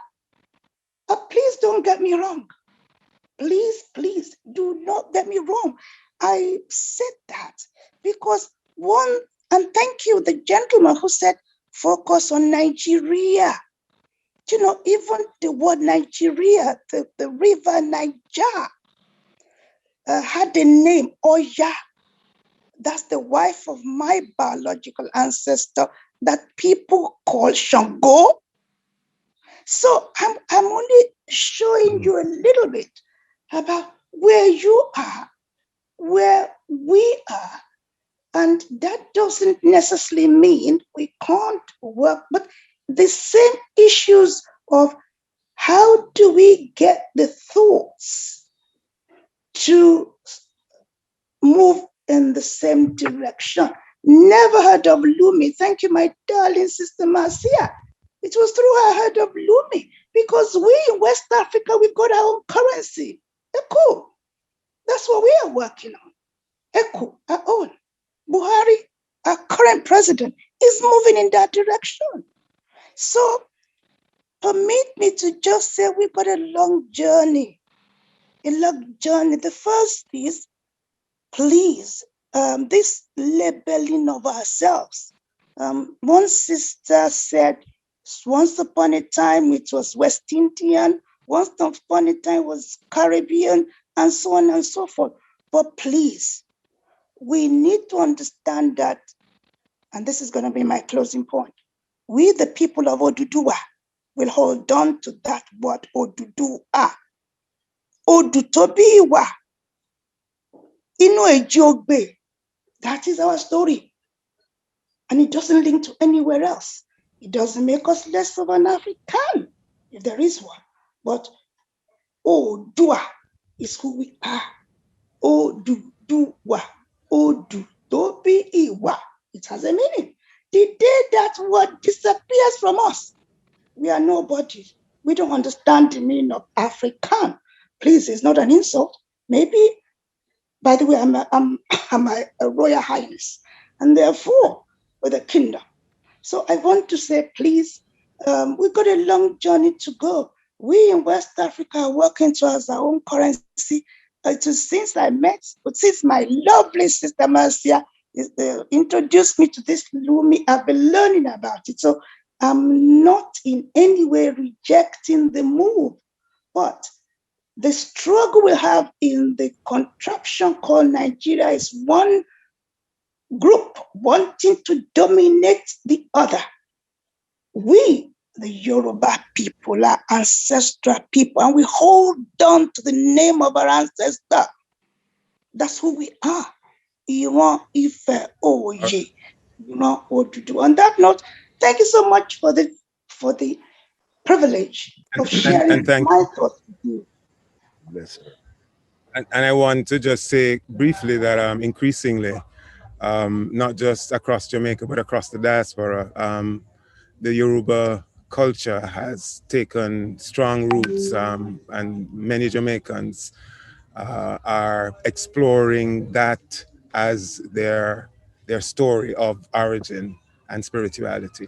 I want to recognize other speakers and reminded by Prof. Taylor of the time constraints, so asking for comments, questions quickly. I see Rastafari Kingdom, Junior Negos, and then Ambassador Jasmine Rowe in that order. I'm asking them both to keep it as brief as possible. Yes, give thanks, Doctor. Bless each and everyone on the forum, We speak briefly yesterday on the process of reparation with repatriation, but the narrator mentioned something in regards to the Lumi, as that is one of the thing that needs to be highlighted. And I think the first thing we need to highlight to ourselves on the Lumi is, from what grounds does he speak from, or from what grounds does the Bank of Jamaica speak from when they say that they don't accept the Lumi, and what power do they have to even speak that way, or what concern it is that Jamaica does not accept Lumi? It shows our ignorance, because it seems like we don't understand what the Maroon sovereign state is all about in relation to Jamaica and the system of the Queen, And it's very sad to see Asian people like us not knowing the difference between a Jamaican and a Maroon sovereign state, That you would say Jamaica don't accept what Maroon,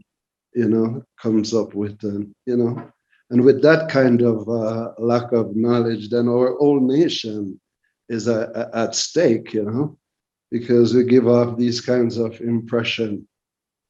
Yes, so thanks, I hope you give thanks.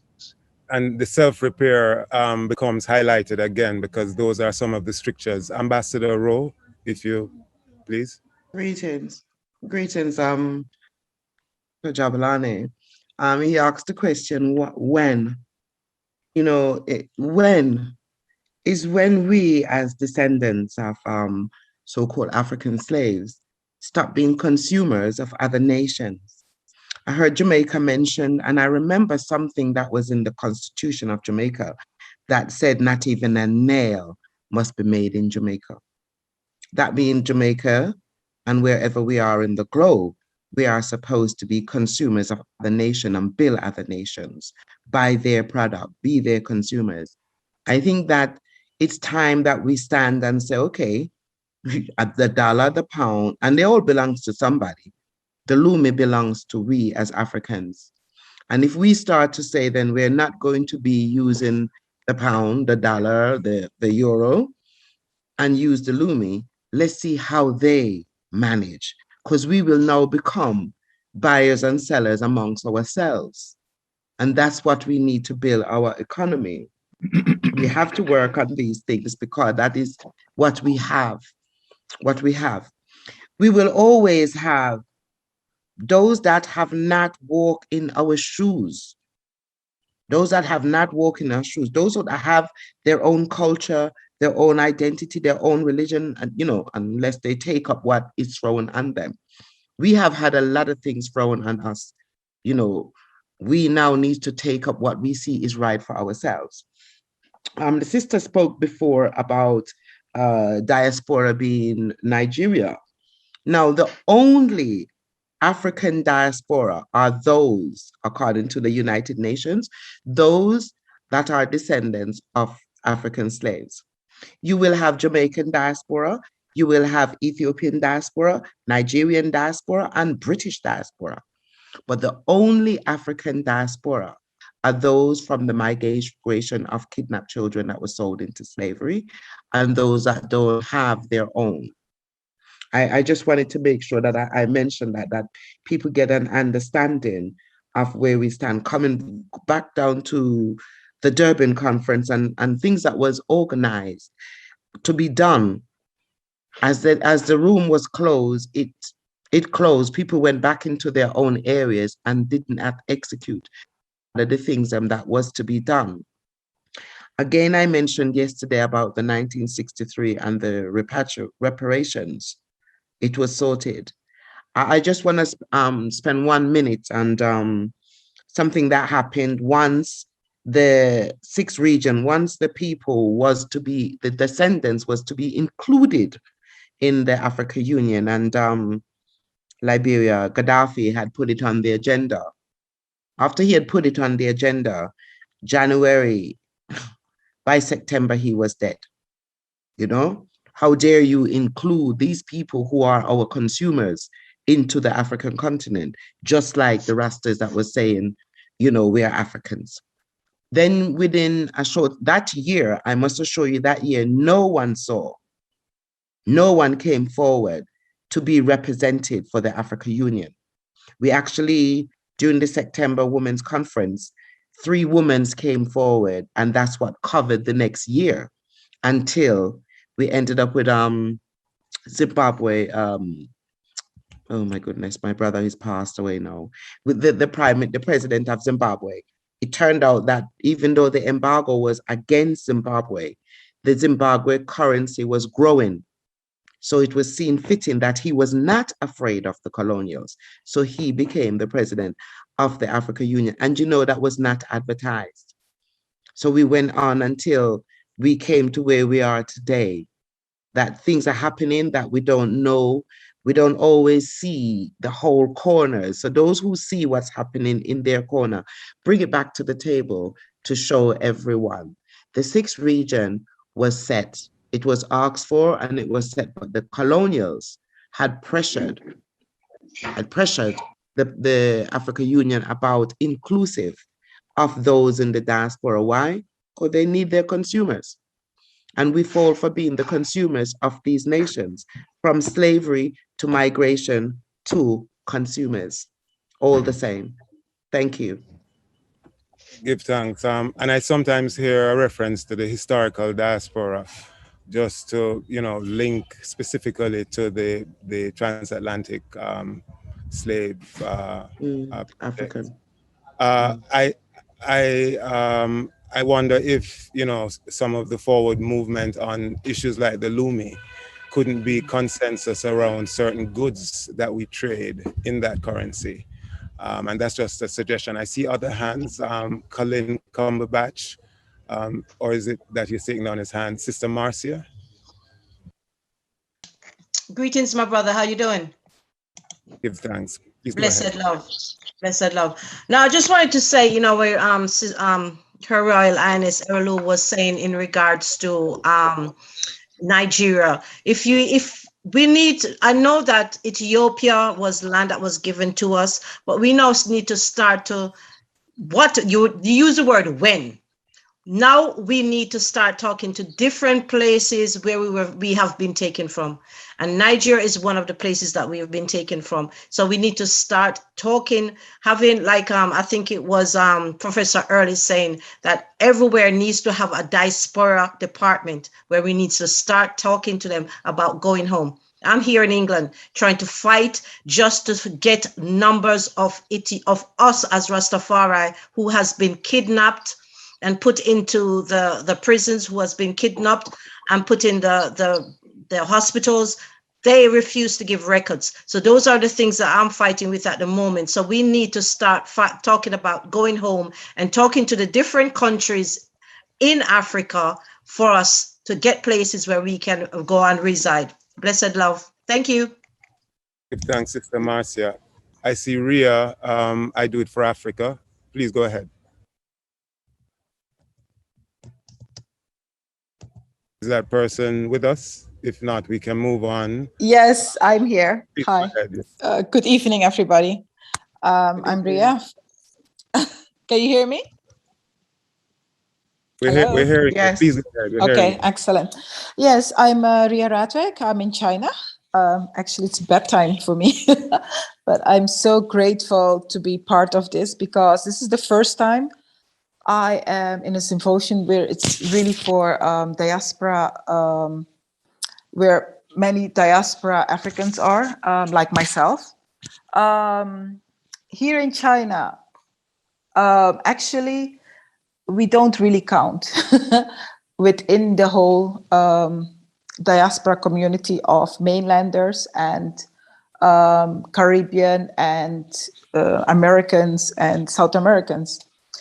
We don't really count. We're not really included. It's always, you will see people from Africa, the mainland, they're having the meetings, and you hardly find, except me, of course, since what I do is promoting African art and culture here in China. But you don't see this inclusiveness. It's already here in such a big country where we're not really talking to each other. The Caribbean does their own thing. The Americans do their own thing.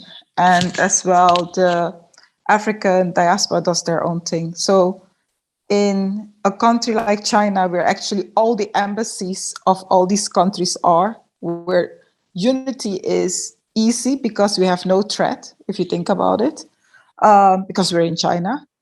I think it's one of the few countries where you will find all the embassies of Africa, lots of the Caribbean, almost 11 countries, South America, America. So if anywhere we can really easily form a unity, it's here in China. My question now is, what does the African Union do here in China to make this happen? What does the Caribbean does? Or why is there not a CARICOM presentation here in China that can make this all happen? Why don't we concentrate a little bit on China, where all these embassies are of each country? I think this is a perfect place to make it happen, because it's, come on, the second largest economy in the world. I think me, myself, okay, you will ask me, what do you do? 5 years ago, I started with IDFA. I do it for Africa. And I say it like that because I'm not from the mainland, but that doesn't mean that I cannot do anything for Africa. I started with promoting African art and culture, encouraging the youth, you know, not to give up. As well, I came with this crazy idea of wanting to drive from China to the 54 African countries to make a documentary about African art and culture, because I want my people in the Caribbean. Sorry that I say my people, because no matter what, I wasn't born in Africa. I was born in Suriname. But here in China, I got to know that my culture and the culture of the mainlanders is almost, there's a lot of things that are the same. And the last thing I want to say, what I've heard during this symposium and what I'm very happy about is,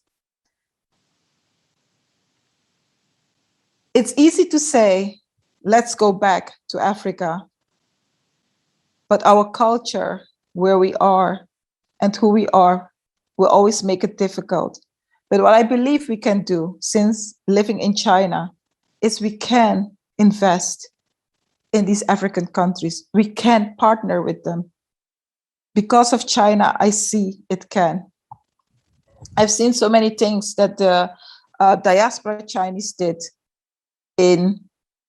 for China. And from here, I've learned that we diaspora Africans, we can do it too. It's not that difficult. All right, give thanks, Ria. And you've broadened our scope onto a very pertinent continent. China is all over Africa. And you're highlighting the feeling of underrepresentation of the African within that space and issues related to I&I. Crucial. I'm sure others will chime in on that. I see we have Colin Cumberbatch. Please go ahead. And then we'll go to Rasoshing. Yes, I thank you very much, my brother, for having me on here.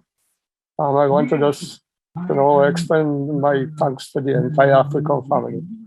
I'm just going to give a slight little background on myself, simply because of the what I'm going to say and the relevance of it in relation to a little bit of my history. There's someone who has their mic open.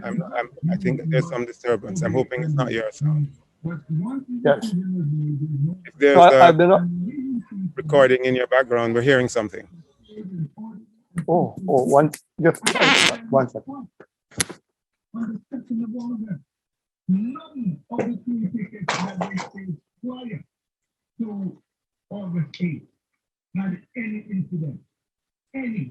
All right, while we await Brother Colin, perhaps we will go to Rasoshing and return to him.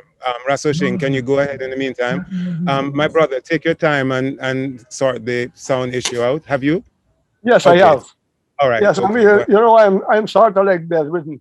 So, so I just have to. Yes, thanks a lot, my brother. Much appreciated. I'm saying, I've been a Pan-Africanist for over 50 years. And I'm originally Garveyite. And it's through history that has brought me to Rastafari and to Jabon, which is my name. I was fortunate in that when I was very young, to be exposed to an institution by the name of the Center for Black Education, where I came into contact over a period of 20 years with, I'm not going to name them, but it's a litany of brilliant Africans that, for Clark, Dr. Ben, on and on and on, right? And out of that center, we had set up the Sixth Pan-African Conference, which I was part of organizing and attending. At that conference, one of the things that was of significant interest from even the first one under Sylvester Williams is that we had to educate our youth. We had this body of information, but generation by generation, the information was there, it's all written. Anybody wanting to see it. And Professor Shepard, through the Reparations Committee, has been trying to do what I was mandated to do just after 73. I was sent home with all this information, books, whatever, to try to ingest it into the school system. And that has not happened.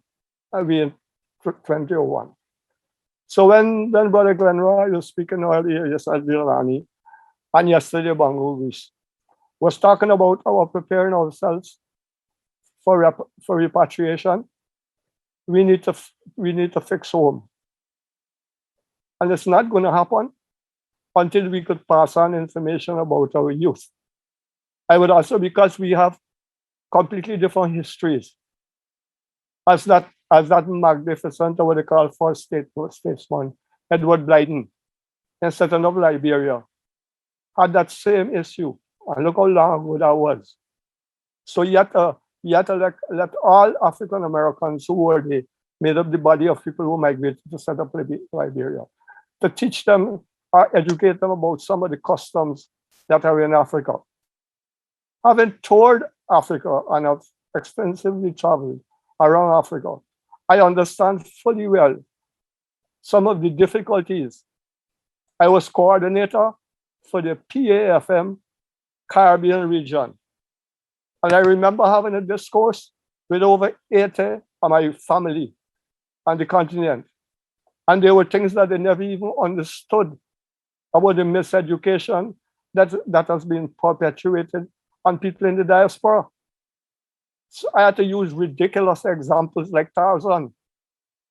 You know, we go up with Tarzan, I'm gonna laugh. Well, the text a white man and have him running around in the jungle in Africa or whatever. Now, those things were not shown in Africa, for obvious reasons, because people are going to ask the question about where that is. But so those things were entrusted on us, are forced on us. So what I'm saying here, we need to prepare ourselves. We need to get rid of the stigmas that have been attached to our spirituality that came with our ancestors. And the one that I will target right away that we're going to raise eyebrows is the word Obia, which have a different connotation all over the Caribbean. Now, I was fortunate, or for whichever, to be Guyanese. So I grew up in a culture where I understood what Obia meant. And to me, Obia as a youth growing up just simply meant a naturopath, somebody who worked with herbs, and that's all the thing. Traveling out of Ghana and coming abroad, then I see all these different stigmas attached to this thing like witchcraft or whatever. Now Jamaica has sorted some of that out. Trinidad has sorted, Barbados. But a lot of the other islands, the stigma for these things still exists. Vodun, Pocomania, Shango, all of these things. And we need to clear these things up, because after you look, you see the connections, for one thing, between that and the motherland. You see the connection to these religions. These religions just formulate themselves in the Caribbean. So I'm saying that, to me, is a serious priority. Although I recognize that the struggle, global African struggle, is multifaceted, I am of the firm belief that until we educate our children and get, if you don't know yourself in the school system, all right, brother Cumberbatch, thank you so much for that. Thank you for that intervention, and just the reminder about intergenerational connectivity with this work and deeper education. Prof. Shepherd, I know that the 10 points have illiteracy eradication, and just reflecting on this, it doesn't target the illiteracy of Europe as a part of the urgency that needs to be eradicated. We tend to think about it in terms of our own numbers, but a big part of this is illiteracy in total, and their own illiteracy is a major thing that we perhaps need to be highlighting in this space. This has just come to mind because we keep on thinking, we can't really do much about that outside of what we're doing, but it's an important imperative. I don't know if you had something to say. I see you move forward, but there are a few questions. Yes, Prof, go ahead, please. Well, only to say that the 10-point plan is looking at the justification for reparatory justice. But in that justification, in fleshing out that particular point, it's absolutely going to be brought to the attention of Europeans, and we have been doing that their illiteracy has created the situation where they are clueless about the impact of their colonization on the Caribbean. So it is in the discussion. But I wanted to quickly say to those who are saying that grassroots need to be in the conversation, that I agree, but also to say that many of us who are operating here in this space are not only talking to ourselves, that we have constituencies, if you want to put it that way. I have a radio show called Talking History, and that goes across the world, and young people are targeted. The Center for Reparation Research and the NCR collaborated with a youth rally, right, like a baton reparation rally right around the region and the island. And also, we just concluded a school's lecture series on history and the justification for reparatory justice. So I'm just saying that many in the media, Sister Kabu on RFM, and Running African, many of us have constituencies that are made up of a cross-section of people. So we're not only here talking to ourselves. And finally, I wondered, Brother Jelani, if the panelists, those early speakers, will be given a chance to comment on all that we have been saying. All right, Prof. Shepherd, and thank you very much for that. I'm going to turn it over to you, Professor Taylor. Excuse me, Brother Naya. We are running to turn over to out of space time now. So we have 2 minutes, 2 minutes to conclude. 2 minutes. I will turn over to you. Can I just add this, Brother Jelani? Oh, okay. Please go ahead, I have Russell, listened to many of the position by many of our great speakers. What I must remind our family, we do not have that time. The action that is needed, it is needed to be now. And we need to speak of the position that Jamaica has taken concerning a monetary claim based upon the precedents that was set by the European. We now need to serve that writ so that we can now start to dismantle the shackles of European colonialism. As it relates to the African continent, we do not pay no more debts because the action that is necessary, my brothers and sisters, we haven't got that time. Those of us who have worked it in knows that we don't have that time, that the time of 20 years. If we do not have Africa unity by 2030, only the Almighty can tell us what will happen, not just to the African race present, but the whole entire human race. So when I'm hearing, we haven't got that time, my brothers. Right now, I'm not sure. You're muted, Ras Oshing. We were told we had limited time. Thank you, Ras Oshing. You have a very good point, but we have run out of time. I understand what you're saying, but it is time. We haven't got that time, my friend. Yeah, but it's also time. It's time. It's time. We do not own this airwave, and we are told we have to shut now. Okay. So please, thank you, Brother Naya. Prof. Taylor, if I may, just in closing, urge us who are here to decide what it is we want to see as concrete objectives achieved next Marcus Garvey celebration as a platform here. How it is that we're going to set some achievable tasks in furthering this African unity that we can measure by next year. I will close and return to you, and thank you all. Bless you all. Thank you very much, Brother Naya, and for all the speakers and the discussants. I think the topic is not finishable at this symposium, but it should make us aware of what we have left to be done. We have two things which was raised.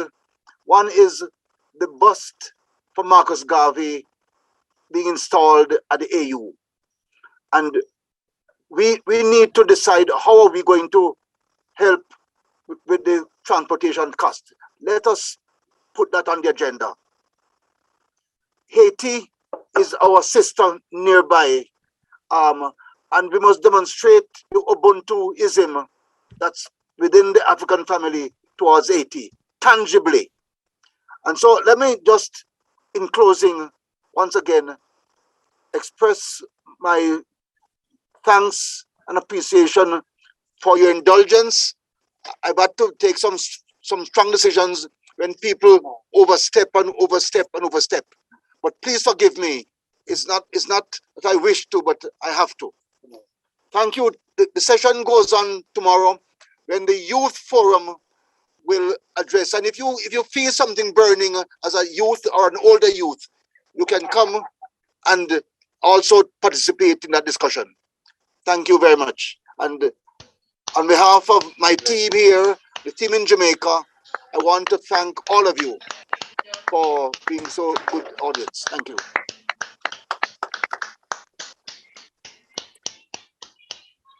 Thank you, Professor. Thank you very much for these wonderful meetings. We are very happy, and I believe we will continue tomorrow. Thank you. Thank you. Asante sana, musibuku. Thank you. Thank you. Evelyn, I see it's winter in your area and you're covering up.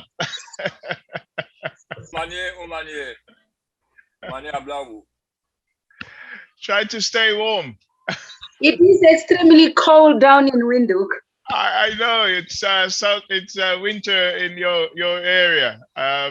But yes, people don't understand how some parts of Africa can be very cold. I've been in Windhoek in winter, so I've experienced that.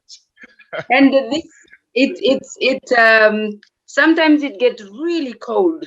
And like me who cannot stand cold, I know, my sister. This is England. It gets very cold here. Brother Glenroy. GACU.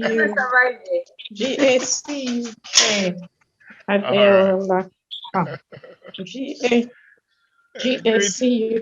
I believe everybody will come to visit to Namibia.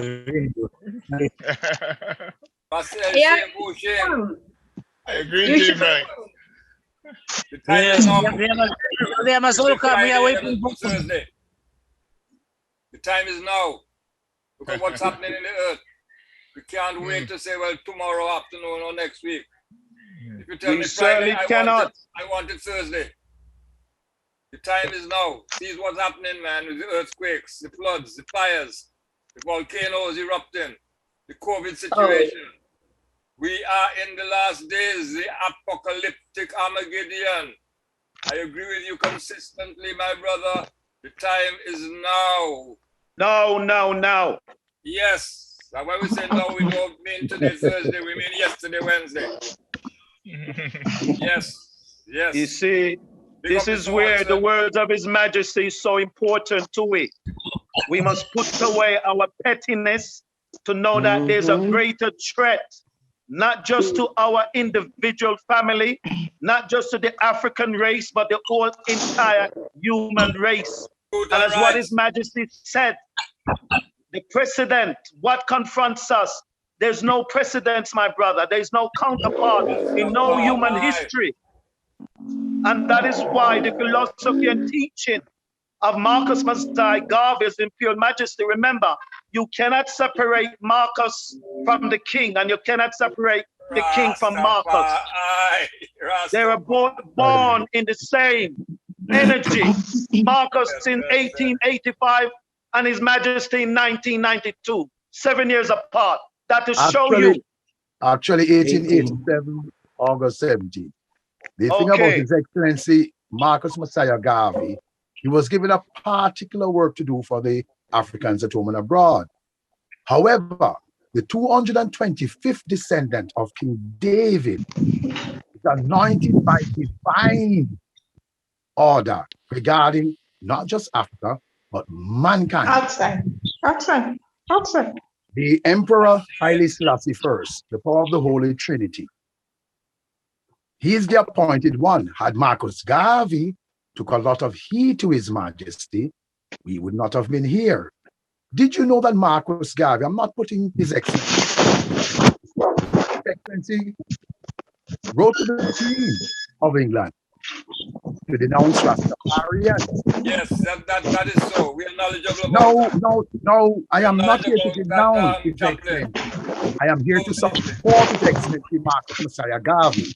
The things that was hidden from the wise and prudent are now revealed to us. Rastafari, exactly.